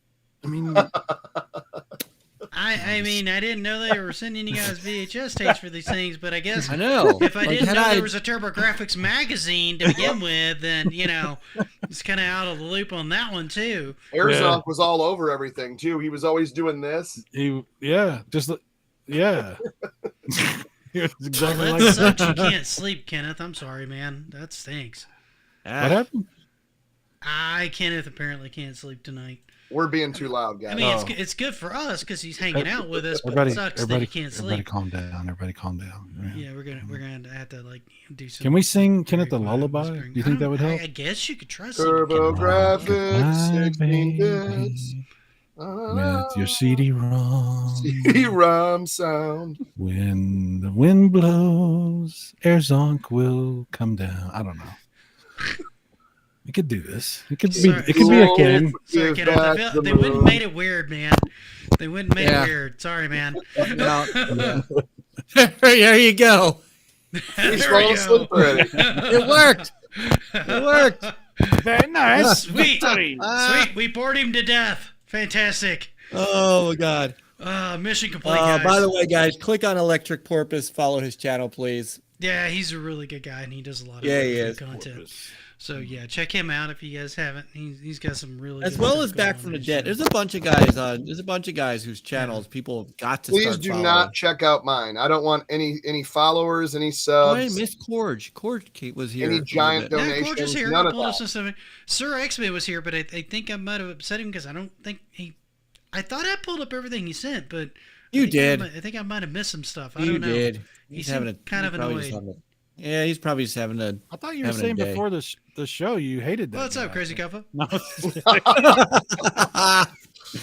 Was that on the list? Yeah, you were like, I hate that guy. I'm never putting him on here. I remember you said that. Yeah, that was exactly. Right. Well, I mean, I might have said that about you guys, but you're still here. Oh, Hey, He says that about me every week, and I'm still here. Yeah. Don't worry. fair enough. So I swear that's got to be your headset, man, because like Is it me? Gotta be. it's gotta be because All right, hang on. Let me try something. I'm hearing it more and more now, but I'm not. now it's off. Okay. Well, he might. And that was the plan. And now we've lost him. Now Si's gone. Now we can talk bad about him. Fantastic. There's all right. X is back. X is here. This is blah blah blah. There he is. Okay. All right. Sorry, man. Okay. Yeah, I know you mentioned that you'd gotten Tomb Raider. It was like $30 for the collection, which is fantastic. I didn't even realize that was that close to coming out. I knew it was coming out. I just didn't know when. Lately, I've been wrapped into the last game I beat was I got platinum on Ghost of Tsushima.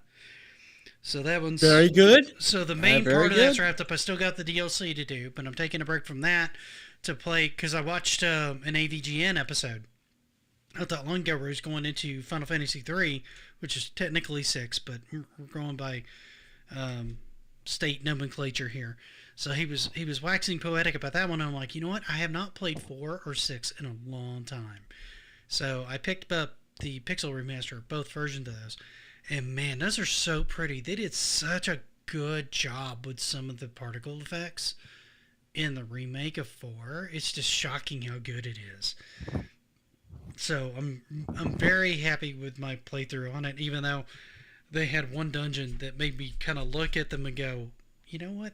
If I saw the person who came up with the idea for this dungeon, I'd slap you. Because freaking I have plate Would you wears. You really make it to where I slap can't them? wear plate, otherwise I'm under a permanent paralysis effect. What's wrong with you, man? It's think not it'd be like I can hilarious choose if a you different slapped party somebody. member. These are the party members I have. I don't know. You can't wait to stab a dragon again in Tomb Raider 3. A dragon? I thought they had a T-Rex. I didn't remember them throwing in dragons, but then I didn't really make it to 3 either, so maybe I'm just missing.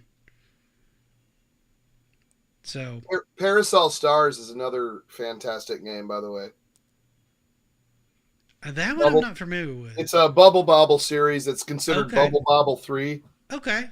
It's I called liked Carousel Bubble Stars. It's basically, there was another one. There's Rainbow Islands is another one, but Parasol Stars, you basically have an umbrella and you basically catch your bubbles on the umbrella, and then after you catch like I think over 4, it turns into one giant one, and then you could shoot like a waterfall down. Great puzzle game, and it's just very fun. I never thought I'd like a puzzle game like that until I got it on Turbographx, and it was one of it to this day is one I have in box, and I absolutely love that game. I've gotten pretty far, but I've never beat it all the way through. Does that one have an end? A lot of puzzle games just kind of loop. Well, you go from world to world, and there's so many. I think there's like 5 different okay. levels per world. So there's like a forest planet, ocean planet, a music planet, and some other stuff that's kind of crazy. Gotcha. Okay. Well, we are coming up on 10 o'clock, so we've kind of gone about an hour and a half so far. I think Mike's only talked like twice the whole time. Mike, I have been enjoying listening. My TurboGrafx experience really is limited to the last couple of months, as you guys have been talking about it. I mean, I've played some of these games, but I don't have the experience you guys do. If we were talking about the Genesis or Saturn or the Dreamcast, I would be a lot more talkative. But I'm enjoying you guys going back and forth on the games that you liked. No, I mean, eventually we'll come into part 2 of like our Sega one because we need to do it. Yeah, I mean, I'm still playing through some of these games to see what I like and what I don't. Yeah.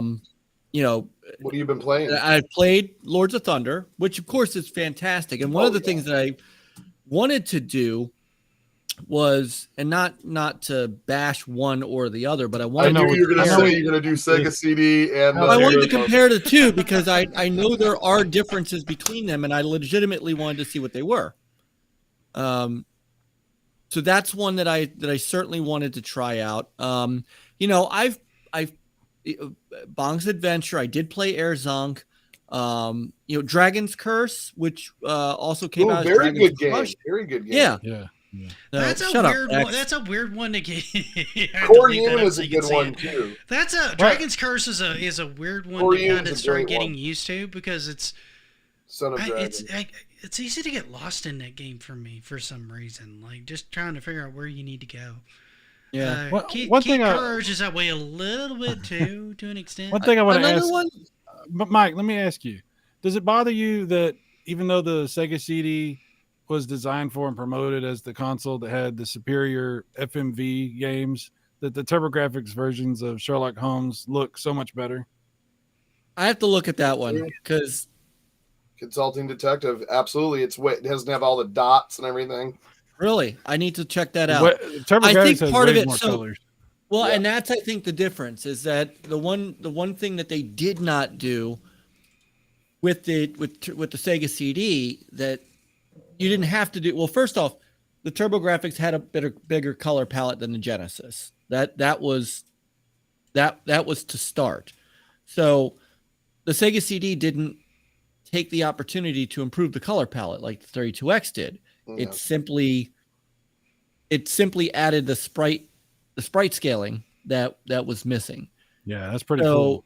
That's pretty cool. That I am aware that the full motion video games are better on the TurboGrafx 16 from a quality standpoint. All right, we ladies and gentlemen, Mike Mullis has conceded the TurboGrafx is superior to the Sega. We get it. I never said that.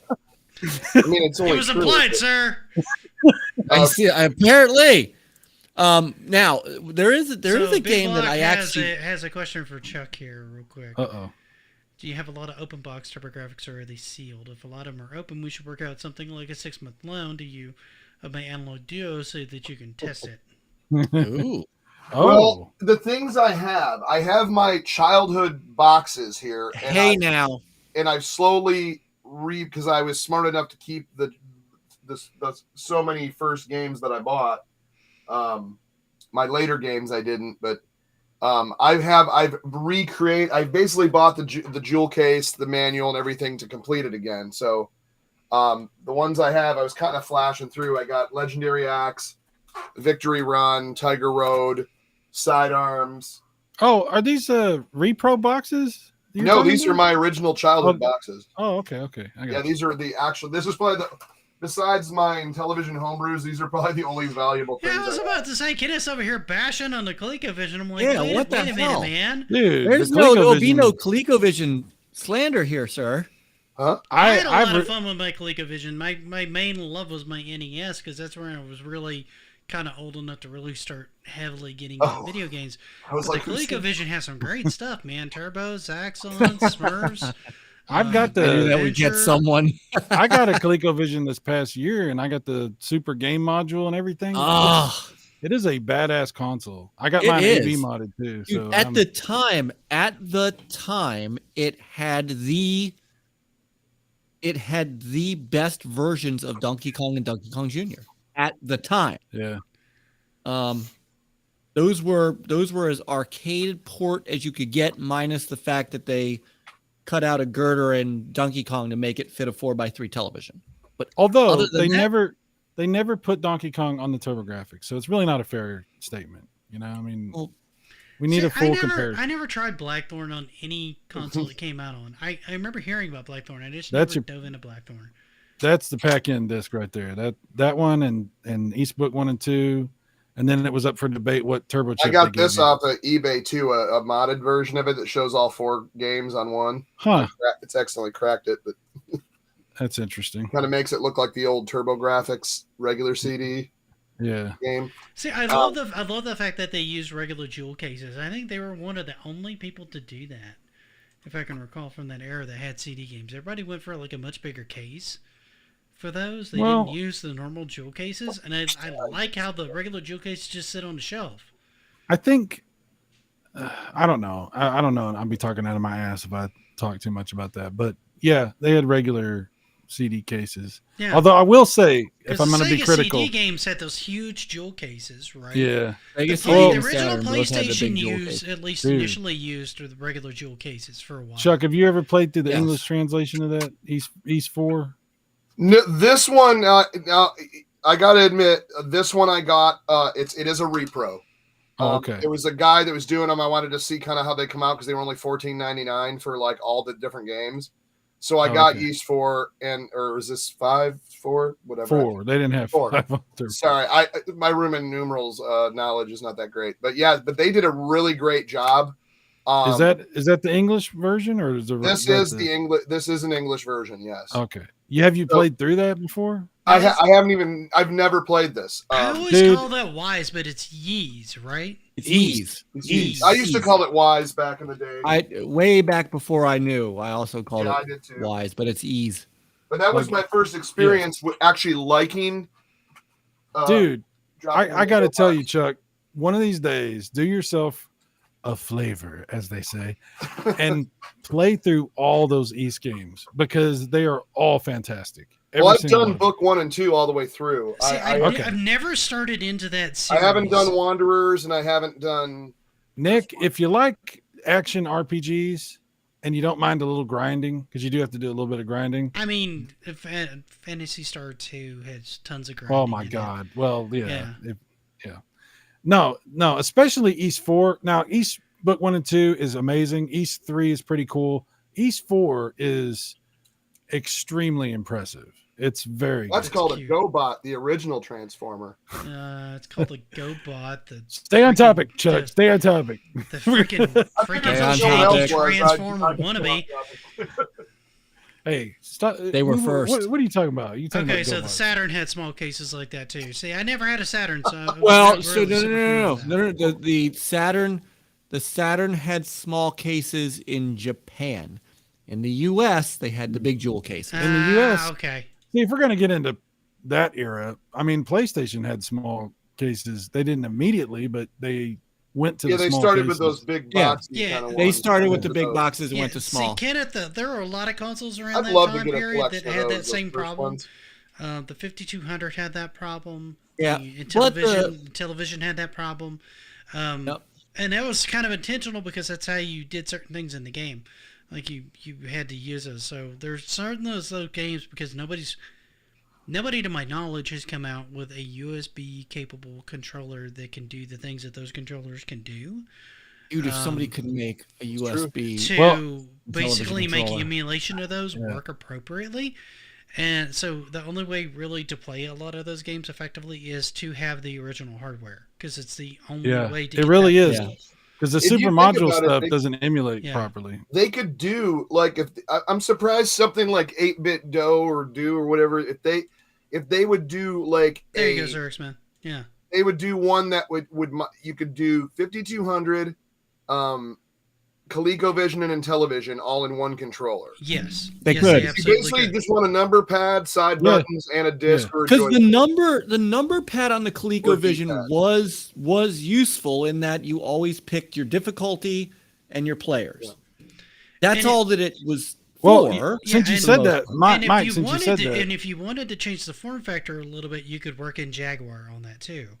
Yeah, Because the Jaguar Yes. had that pad Yep. in the center and then had 3 buttons on the top. yeah.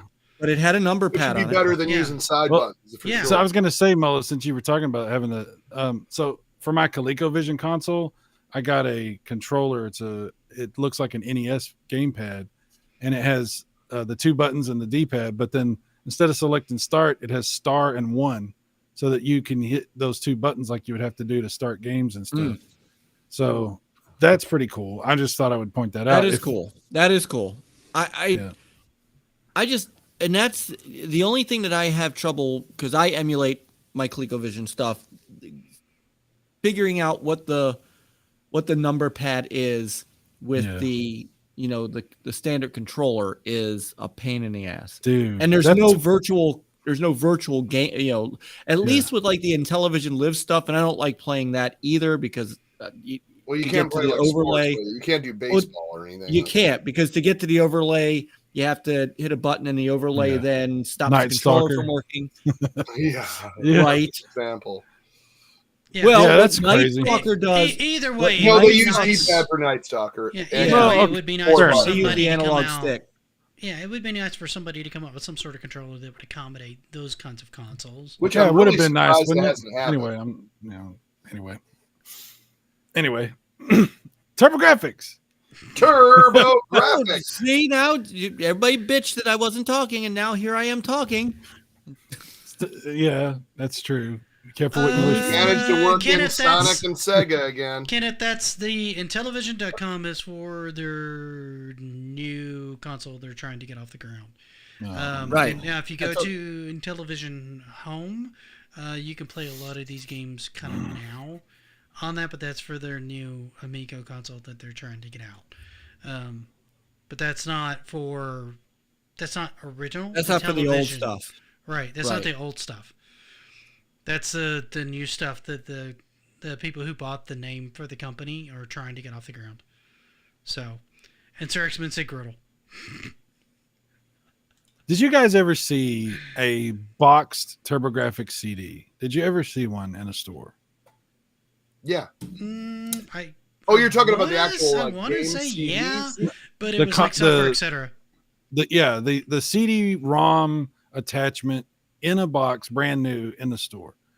I remember seeing one. Oh, I when- remember seeing it back in the day. I mean, I never Yeah. obviously owned one, but I Could you believe? I don't know. Maybe you didn't have the same reaction I did, but this box was so freaking big. Like this box was so big, I couldn't believe. I was like, "Why is that box that big?" did it Like, come with the booster too, or was that separate? No, it can't. It's just the CD-ROM with the attachment that With the attaches to the attachment turbo. tray. And then it came with the case. It came with a plastic case. Man. Whatever. It is. Oh, because too the bad. booster was later if you didn't have The CD. booster was just for the TurboGrafx. Yeah. Yeah, because the CD would have already had the RCA's in it. Yes. Yep. Yeah. And the Okay. Booster Plus let you save games, which was pretty cool. But you could do that with the CD drive also. Man, it's too bad. It's too bad that there was a. I'm going to throw this into your chat, into the chat here. There was an adapter for I think ColecoVision and we've seen Intellivision. something like that before, but I don't know if anybody's actually using it for anything. No, I don't even think. I just clicked on the link. I don't even think they sell it anymore. I don't Yeah, think the because I guys remember around. somebody linked one of those at one point, but I don't think it was in manufacturer, or if it was, I don't remember anybody really using it in any of the emulators or running those things. Because again, like most of these things, it's all well and good to have an adapter that'll let you plug it into a computer or something like that, but it doesn't help you much if nobody's making drivers or anything for it. You know what I mean? Well, Yeah, this 'cause it says won't be there's no compatible. driver needed. Okay. Here, Toys hold R Us on. had the TurboGrapx CD and the Express Hold and on. the Neo Japan. Yeah, Dude, that's Toys R Us. that's where I Look at this. I That's love the this only guy. place I knew that had the Nomad as well when that thing Yeah. dropped was Toys R Us. Guys, take a look at Nick, what I just put in the chat.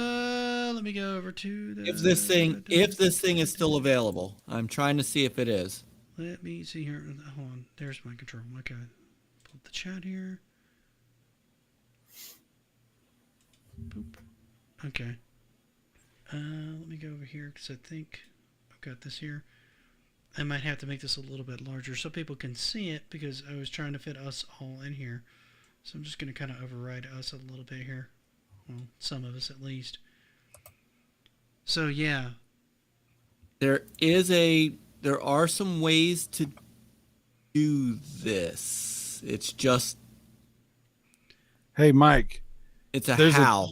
there's a channel you should check out if you're interested in this type of stuff that you're talking about. There's a guy who does a channel called Wired Up Retro. Uh-huh. I don't know if you ever heard of his channel. I have not. Wired Up Retro. He's a little bit older guy, but he's like probably our age, a little bit older maybe, but he Okay. does nothing. He does pretty much nothing but covers all these wild different controller adapters and converters and modified controllers and all kinds of cool stuff. Like, it's a fascinating channel. I've talked to him several times. I was gonna do an interview with him. I just never got around to it, but great. He's a good guy, and he has a great channel. So this is not a sponsored or paid for endorsement of any channel. Yeah, I bought a Turbo CD new from Toys R Us back in the day. I think it was like $300. Yeah. The Yeah, Turbo back Duo in the I know day. was like $300, and the Turbo Express was like $300. Dude, back then $300 was $300. $300 you know what I'm is saying? expensive Yeah. because you could get like a Genesis and 2 or 3 games for that cost. Yeah, at it was a that lot time. of money. So it was quite a bit, and like especially when you started looking at stuff like the Neo Geo that retailed for $600 around that time, you could have like freaking 10, 15 games for a Genesis or an SNES and the console. Dude, with, you could two- buy a two used car controllers. for $600 back then. Yeah, it was Yeah. kind of ridiculous. Yeah. Yeah, Nomad. I think a lot of us wanted a Nomad as a kid, but most of us didn't have a Nomad as a kid. I knew one person I who had a had a Nomad. Nomad. I definitely had a Nomad. I was playing Ultimate Mortal Kombat 3 on it constantly. Yeah, I knew a Running bunch of on people that that did like 45-minute Street Fighter battery. and stuff on it. It came out kind of late. It was kind of late. It did. It came out pretty late in the Genesis lifespan. I want to I say played it was like, Splatterhouse 2 and 3 on that too. yeah, Nice. I want to say Nomad was like 93 or 94. It might have been later than that. Yeah, I'm not 100% It was sure. pretty late. By around like 95, the Genesis was kind of starting to wind down quite a bit. And then the Saturn, I think the Saturn. And Mike, you're the 32 was Sega- out, And then the Saturn came out. You're the Sega dude, Mike. When did the Nomad come out? Was it 94, 95? The Nomad. Come on. Well, Fake it was, Sega guy. it Fake was- Sega guy. hang on. It's Everyone pre-95, agrees. I'm I trying know to think that. if it came before or after the Game Gear. I think it came after the Game Gear. It came out in. Yeah. It definitely it came was out after the Game 95. Gear. It's It 95. came out. Yeah. It was 95. It was late 95. Yeah, October of All right. 95 is what I You- found. we will accept your late It answer. 100% came out after the Game Gear because the Game Gear came out, I want to say like a year or two into the Genesis lifespan because he wanted to start digging into the Game Boy market. And it actually came out after the Lynx. I think the Lynx was the first color one that came out. Then it was the Yeah. Game Gear. The Lynx was crazy. When we first saw the Lynx, it was like, what the Good hell? stuff. We didn't even understand it. We're like, how's that possible? What are they talking about? Most of us didn't understand Right. the Lynx through the entire lifespan of the Lynx because the Lynx was bizarre. Fair enough. It was, but I tell you what, playing it on the Atari 50th, you there's there's Blue Lightning, and there's some other good ones on there. On the links, it's pretty cool.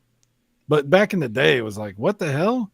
Couldn't even understand it. It's very strange system. Yeah, I'll tell you some of the surreal experiences I'm having now. Is since I got the pixel remasters of Final Fantasy IV, I've actually got them. I got them on Steam, so I'm playing them on my Steam Deck, and it's just kind of like tickles me to have something that I had to have a full CRT TV on like a little handheld. And I played them on. I had them on like the DS, but there's something just fun about having the pixel remasters on a Steam Deck. Yeah. What's up, Oak City? How you doing, man? Yeah, the Game Gear was like 90, 91, something like that. Yeah. Because it was a little bit after like Game Boy Color, but before the Game Boy Advance. Because the Game Boy Advance was like 2000? We got Mike all flustered because he was trying to decide in his head if the Game Gear came out before the Nomad. And I was like, that's not even a question. The Game Gear came out much before. Yeah, the Game Gear. No, I am still looking for a freaking USB and television controller. See, that's what the problem is. Aren't we all? Like this is what happens when you're not on task, Mike. When you're off doing what you want to do instead of what you're supposed to be doing. Yeah, you ruin it for Y'all the rest started of us. talking Way about to go. So how about that Turbographics 16? How about weren't we? We did pretty much derail completely off of the topic. We did. So I guess we should pretty much. No, it's fine, man. I'm not worried about it. I'm not worried about the derail. We derail all the time on the show. We actually stayed fairly focused for a lot of it on Turbographx. Dennis, well, you have. If this is your first time watching RetroRoots. Yeah, we honestly, this is a minor derail compared to some of the shows we've had. There's one that's one of my favorites. We won't bring it up though. But. Nick, before this show is over, I have to talk to Chuck about something. Okay. There's something because I really want to know. You're a big Turbographx fan like I am. What do you think the chances are that things might have been a little different if instead of bringing the PC Engine over, they brought the Supergraphics over and supported that? What do you think? I think that was an amazing looking console. It was the craziest looking console I've ever seen. Yeah. I think that probably would have went over a little bit better. Also, I think their selection of games that introduced first were very weak, where they could have took some of that PC Engine library. Like if they would have started with stuff like Gate of Thunder and when we're talking earlier games, they would have started off with stuff like Bonk and Kadash instead of Keith Courage and whatever else. Eventually they did push Bonk, but it was like you could have started off with Legendary Axe and in the Victory Run, because it was like the next Rad Racer, Ninja Spirit, push the Air Zonks, push all these like ones that had all the digital bosses, Legendary Axe 1 and 2. Like that would have been amazing. Let alone all the shooters, like your blazing lasers would have been a great pack in. Well, remember what I was talking about with the Supergraphics, it literally had 2 PC engines inside of it. Yeah, there it is right there, the picture. Yeah. No, that is a the picture so people can kind of see what you're doing. It's kind of hiding people who are I have highlighted in chat, but yeah, this is the Supergraphics, and this one was always a little confusing to me. I had better knowledge of it years ago when I did the original video, but this was a bizarre looking console. It was pretty cool, steampunk looking kind of thing. But it was supposed to compete with the Mega Drive because there was stuff the Mega Drive could do that, the PC Engine struggled with because it was the PC Engine is an 8-bit system with 16-bit graphics. Right. And the Supergraphics was literally 2 PC Engine consoles inside one console, so it could do double the sprites. It had double the background layers. It had double everything pretty much. You could double your color palette. Games that were originally made specifically for that was Super Ghouls and Ghosts.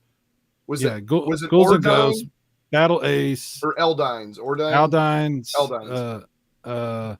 There was a couple other ones that they had enhancements for Supergraphics, but there wasn't very many. But my point being, if that had been the console that they brought, obviously the development people would have lost their minds over that. Yeah, the games could have been a lot better. Is what I'm trying to say. Honestly, I feel like their biggest problem was what they were allowed to bring over to the States, because there was a big disparity again, much like with Sega of America, NEC of America, or Hudson Soft of America. I think it was NEC of America. What they wanted to bring over, what they thought would work on the market, was not what they were allowing to come over. And I remember one of the big ones was Rondo of Blood. Like, they really wanted Rondo of Blood to come over. Don't even. And they would not bring it over. It eventually made it over on other consoles, but it never really made it over on the Turbographx. It stayed a PC Engine exclusive over in Japan. Dude, if they would have just brought Rondo of Blood and their version of Street Fighter 2. That's a console seller right there. You bring over Rondo of Blood. Street Fighter 2, I didn't think about that. Yeah, Street Fighter 2 and Rondo of Blood would have changed the game completely. With the correct It absolutely would have. Yeah. It absolutely would have. Because now you've got, and I think that's the problem that NEC had. The folks who kind of like, I mean, it was not unlike the Master System. If you were a fan of Sega's games, great. If you were any bit a third-party person, well, you're out of luck, except for a couple small things, Double Dragon, yada yada. Turbographx had that same issue. Yeah. And you're right. If there was a, and I guess Rondo of Blood would have been a somewhat mainline Castlevania for that period. Bloodlines wasn't out at that time. That would have been huge system seller. It's true scrambles. Game Gear could have used a Tesla battery. Yeah. Facts. The Nomad, I think the Nomad used a car battery that you just car batteries. It used six AA batteries and lasted about 2 hours. I believe it was 8 actually. And yeah, the Nomad came with a thermonuclear reactor. What's up, Gag? Yes. Yeah. You strapped on your back and it turned on like on Ghostbusters. Kind of like Back to the Future. You had to have 1.21 gigawatts. Right. Dude, I remember my Game Gear. I had that little pedal battery thing that you could carry with you. Yeah. That you could, in theory, clip to your belt, assuming you didn't want your pants to stay on because it was so heavy. And that thing stayed plugged into my wall and plugged into my Game Gear, and I would play it and play it in my bed all the time, because that's how I messed with my Game Gear. Well, let's be frank, Nick. If you're walking around with a Game Boy and a giant battery on your belt, your pants aren't staying on anyway. Yeah, you know pretty what I'm much. saying? Well, the Game Boy didn't have that problem. That thing lasted for like freaking 40 hours on 4 AA batteries. It was ridiculous. But you couldn't play it outside because, any kind of daylight, and you just can't see the screen. Yeah, the damn sun, stupid sun. So, you could see it do anything with it outside. But you could, the Game Gear just, lasted all of 2 seconds, and then the batteries would die. I still have a Game Gear, and the only way I play it is with it plugged in, because there's come on, what are you doing? It's not. I mean, Sega was smart enough to have a car adapter. Yeah, they were smart enough to do that. Yeah, they actually did have a car adapter. I think I had that too. I never really used it very much, but I think they actually did have that. I don't know if I had it a Game worked Gear with the Nomad or not. I had a Game Gear burn up because I was plugged into the car adapter. I don't know what happened. I didn't know you could hook the Nomad up to your television. Yep. Did it have ports? Yes, you could. Did it have ports for the regular controllers? No, it had a port for a second controller on the Nomad, right? Yeah. Oh, okay. Did it? You use the Nomad as player 1, and then you could plug a friend in to play. I mean, it was basically the Switch. I mean, it was basic. Oh, kind of. I mean, I feel like pretty much. Well, kind of. All right, now I'm looking it up. A little hinky, but I mean, then so was the 3DO daisy chaining and the controllers and stuff. But honestly, it's the 90s. You gotta kind of cut people some slack while they're trying to figure stuff out. But hey, welcome back, Batman. Where's Rachel? Where is she? So we've gone almost. That man is awesome. Just letting everybody know he has been all over the place. Oh, you mean that? I'm sorry, I think about Batman in general. Oh. What? Don't We let get him. Don't let him confused. mess We're not. with We're that not. one. We're not understanding. We're on different pages. Yes, you are. Sorry. All right. I think we should probably start wrapping things up. It's about 10:30 my time. We haven't which even means it's talked about the arcade system card. I'm just kidding.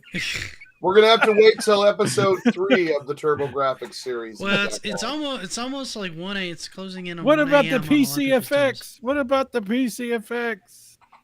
Well, I'm not saying we can't do another stream on this. I'm just saying some people have work in the morning, not me, because I'm on vacation. The But other PC88. people- Come on.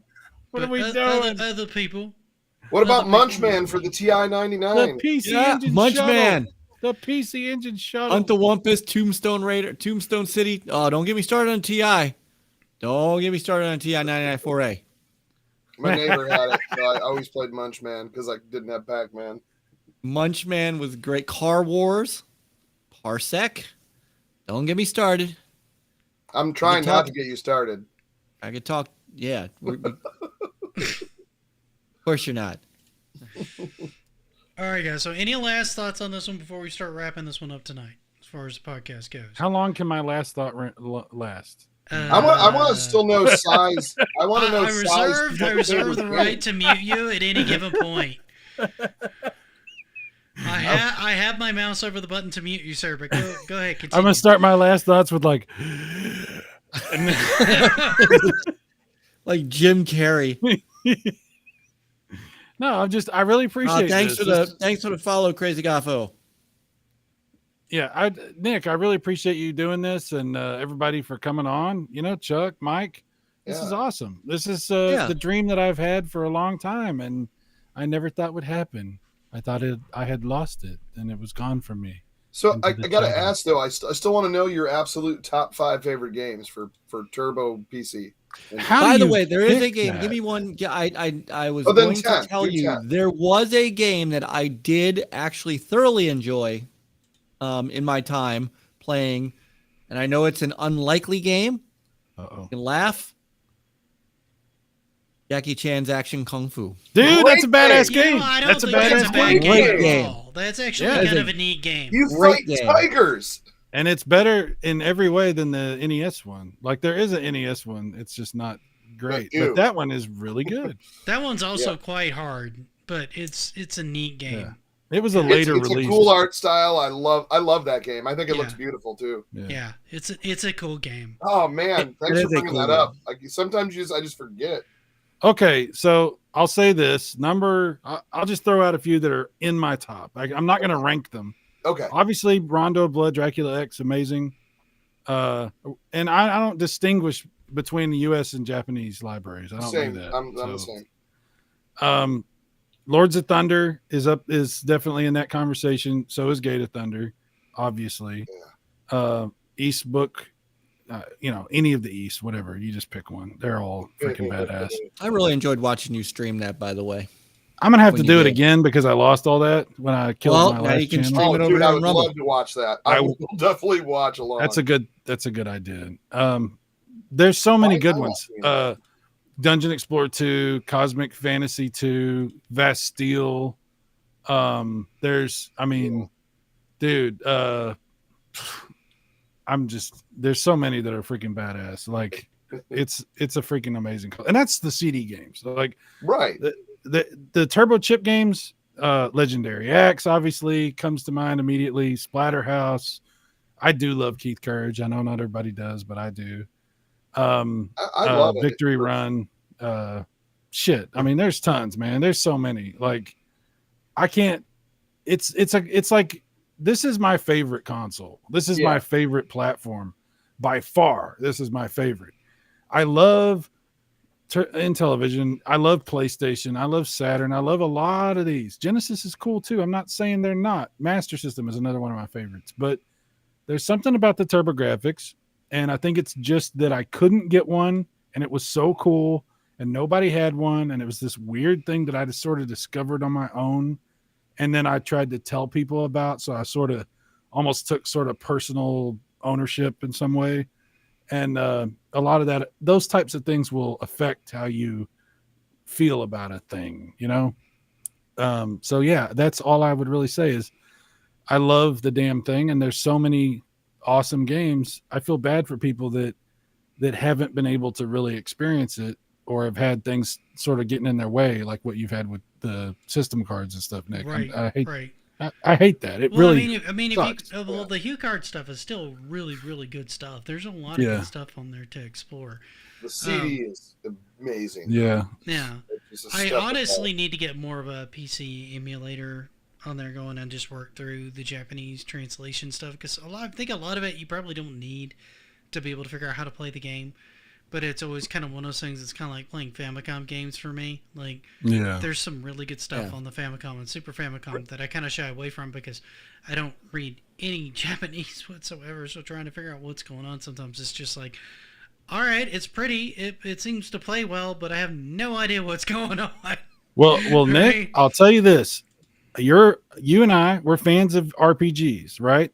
Yeah. And you know there are a crap ton of awesome RPGs that thankfully have gotten translations that never officially came out in the United States. Utopia a series is great. Yeah. So TurboGrafx has some of that too, but Super Nintendo, Super Famicom, if nothing else, explore that because you can do that without any kind of hurdles to jump through because there's tons Right. of translated Super Nintendo games. Go to those websites where they have that and you can just download Yeah, the I'll translated. have to do some digging onto that because that's something I kind of wanted to do at one point, but then I've kind of gotten out of streaming outside of this podcast for now, just because it's so much work to set up to do, and there's so many other things I'm trying to do with my time that streaming just has outside of trying to do this podcast has just not been a huge priority for me lately.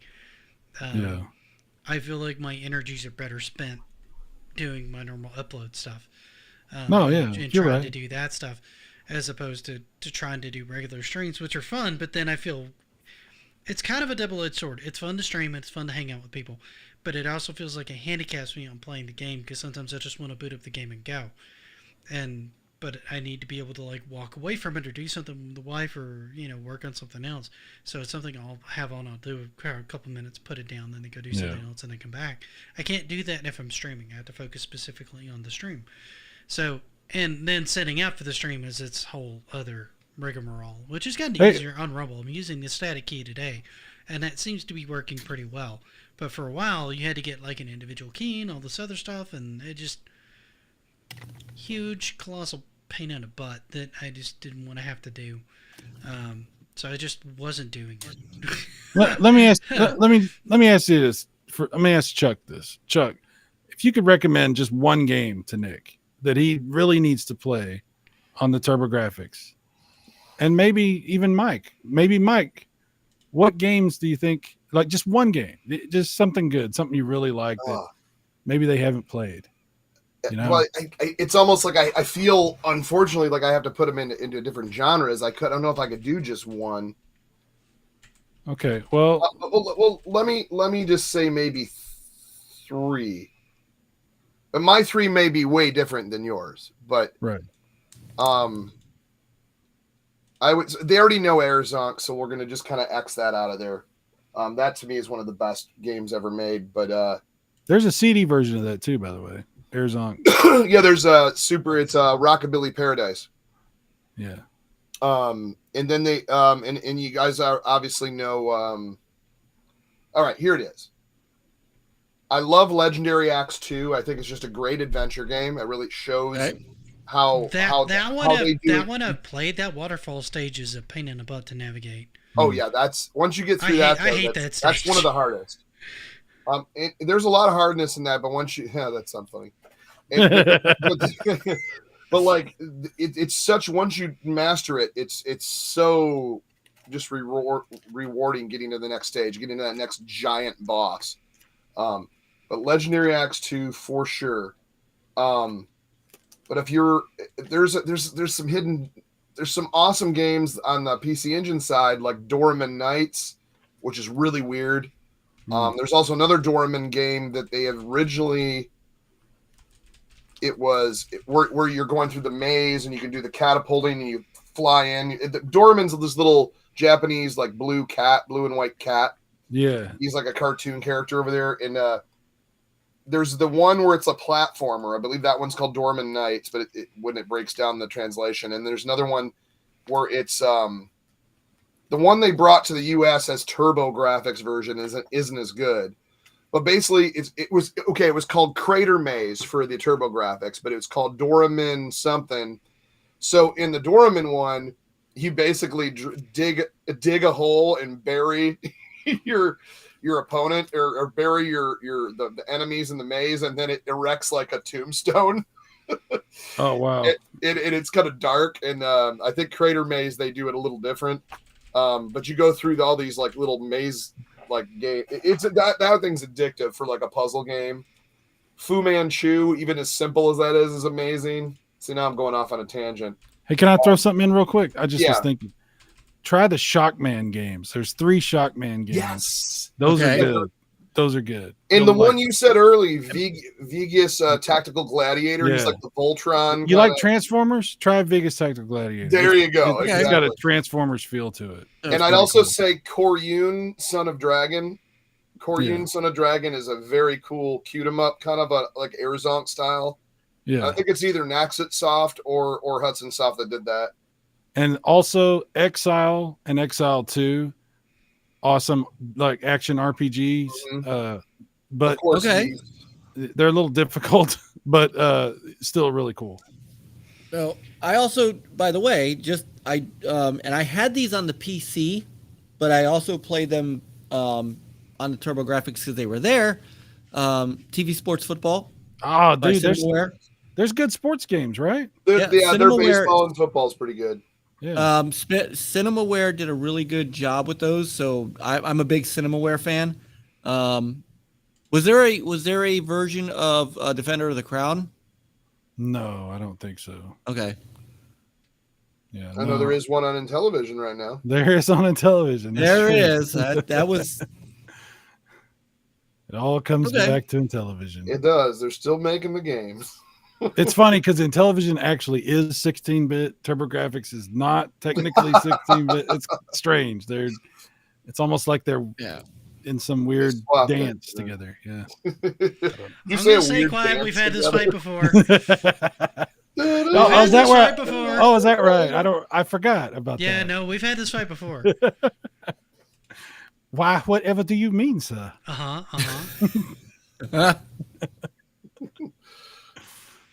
So the room is unanimous. Nick needs to play one game. It's China Warrior. Got it. Dude, China Warrior is not a bad game. Okay, it's got humongous sprites. It's- You All right, just have to. get some sleep, Oak City. Thanks for coming by, man. Yeah, man. China Warrior.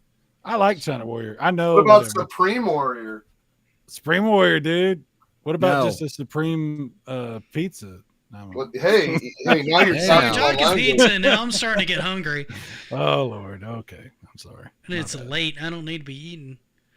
All right, so we're gonna go ahead and wrap this up here, guys. Anybody got any last thoughts here? Let's go ahead and going around the room, see kind of what people have got going on, and do their last thoughts. Mike, go ahead and go with what you've kind of got going on. So first off, this is great. Thank you guys for coming and talking TurboGrafx. This was great. I do have a ton of other TurboGrafx games I'm going to try to play so that, maybe when we do this again, I've got a bit more experience with some of these, but I've enjoyed, and maybe that'll be the subject of one of my upcoming Monday night retro streams, like maybe next week. Maybe I'll just do a TurboGrafx night There you and go. just say, There you go. hey, these are We games need I've more never of it. played. One And- of us. I don't. Hey, look, I don't mind. I don't mind it at all. Do. I don't mind it at all.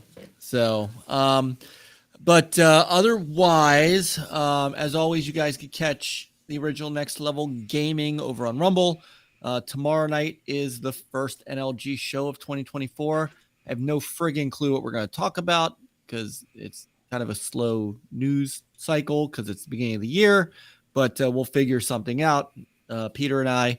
And then on Wednesday, Peter will be streaming some more Avatar, Frontiers of Pandora, I think is the name of the game.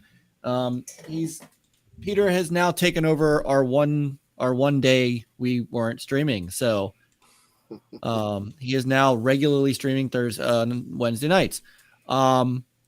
Thursday, I have no idea what the hell I'm doing Thursday. Friday night will be Friday night with Peter and Mike, and we may play Fortnite. I don't know. Oh. Okay. All right. Sai, what you got going on? I know you kind of started up your channel here. You want to kind of let people know what you're kind of thinking about doing over here, kind of what you've got going on YouTube. Well, first of all, I just want to say how much I appreciate being here, and I also want to point out that every single game that is on the Sega CD and on the Turbographx is legitimately and objectively better on the Turbographx 16. But we do appreciate Sega games because Sega did give us some very good PC Engine games as well. But anyway, no. As far as what I have going on, hey, I liked you until that point. I didn't say that. That was that other guy. That was the other guy. That was McCracken. That other dude. Whatever. Thank you so much for doing this. I love this stuff. I love talking with people that also love this stuff. Chuck, I've been looking forward to having this discussion with you. There's a lot more discussion to be had. Oh, we barely. We didn't even scratch the surface. Dude, all you guys got to let me know is if you guys have a topic you guys want to cover and you want to come back on, let me know what you guys want to cover, and then we'll work something out on it. I mean, we'll get this set up. I mean, I've got the placeholder cards and all that stuff set up for you guys now, so it's even less work the next time you come on than it was this time when you came on. Well, that's cool. Right? That's cool. So I imagine we could do like a 20-part series on our favorite shoot 'em ups that are just on the Turbographx. Yes. But, yes. I'm sure you guys could do go that. to platformers, then puzzles, I will likely take a nap RPG. while you guys are doing part of that, but you guys are welcome to do that. No, I just want to say thank you. I appreciate it very much. I don't worry too much about my channel. I do what I do. I'm not promoting anything really. I did do the magazine. It's done. I'm really not doing any more magazines I don't even have plans to do anymore, but we'll see.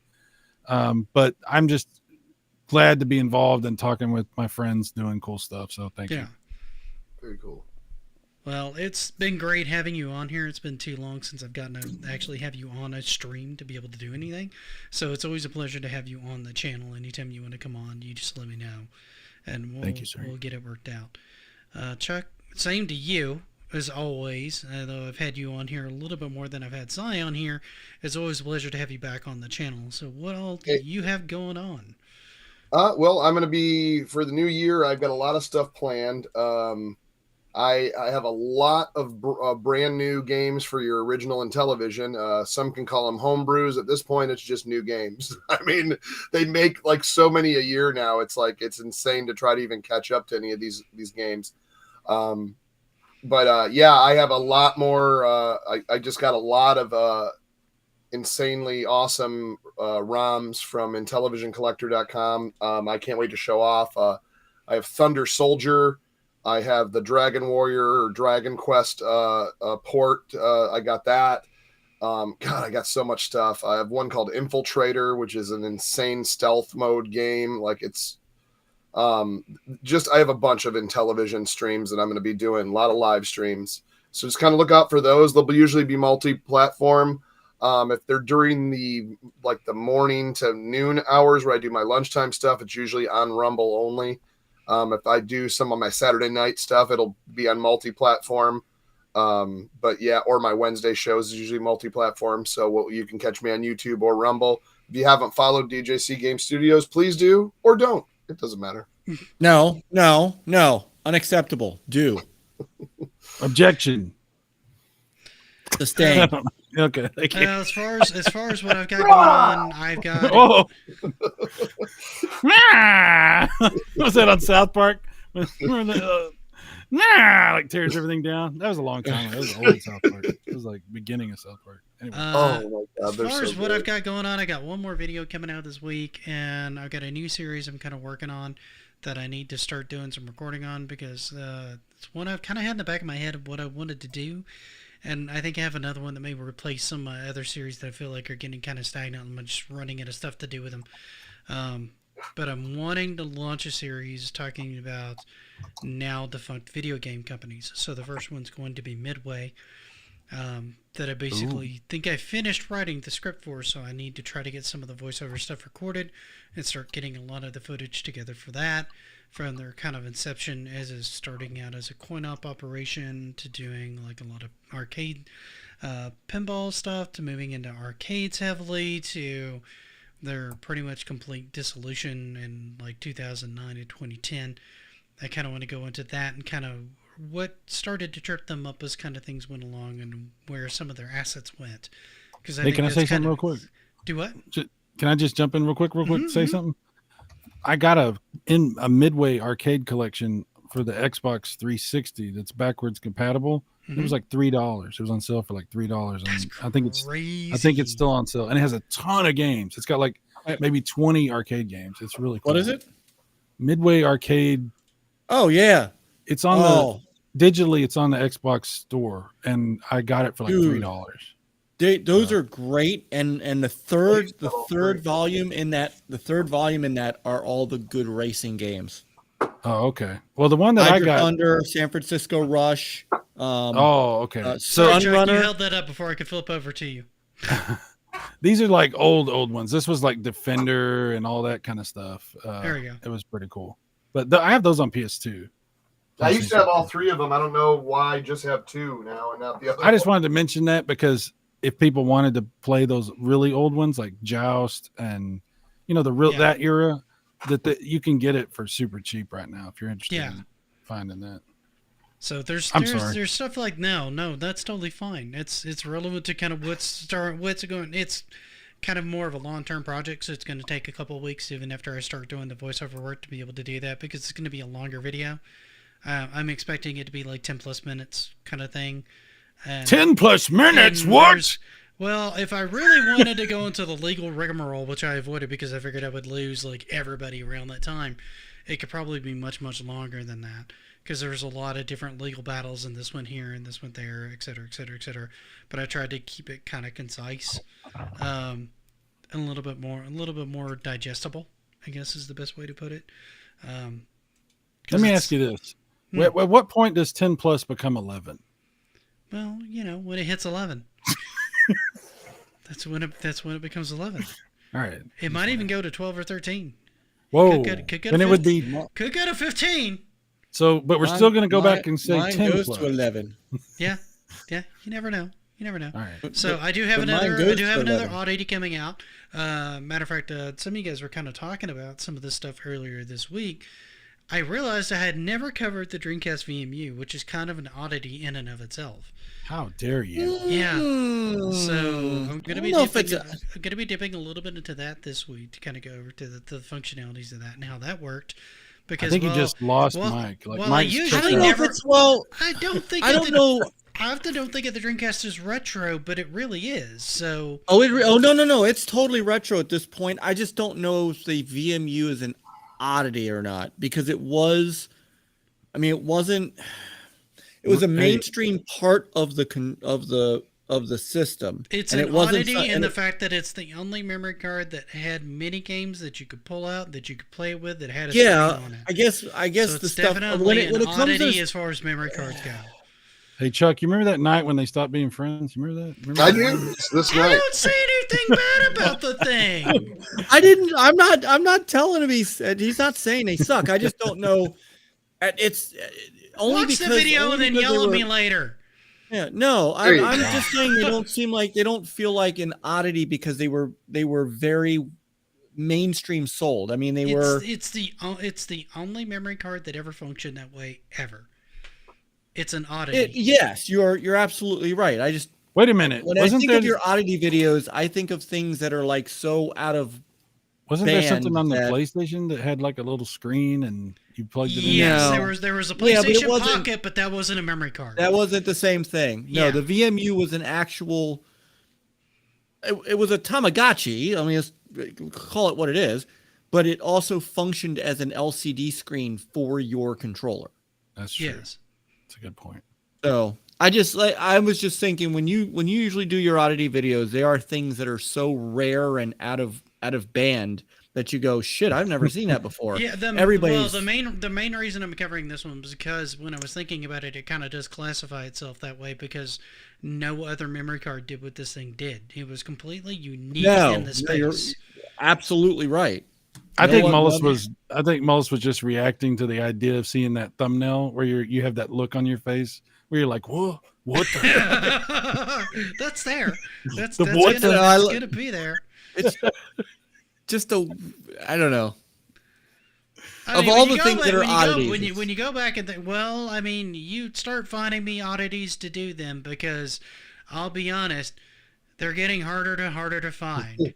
For one, and two, when I started thinking about it, I'm like, I still feel like this classifies. So that's it's not. Yeah, I don't know. Different and an oddity. I don't know. If you want to blow your channel up, if you want to blow your channel up, do oddity videos on stuff that's normal. And just see what I'm just going to cover the Genesis controller and call it an oddity now. Yeah.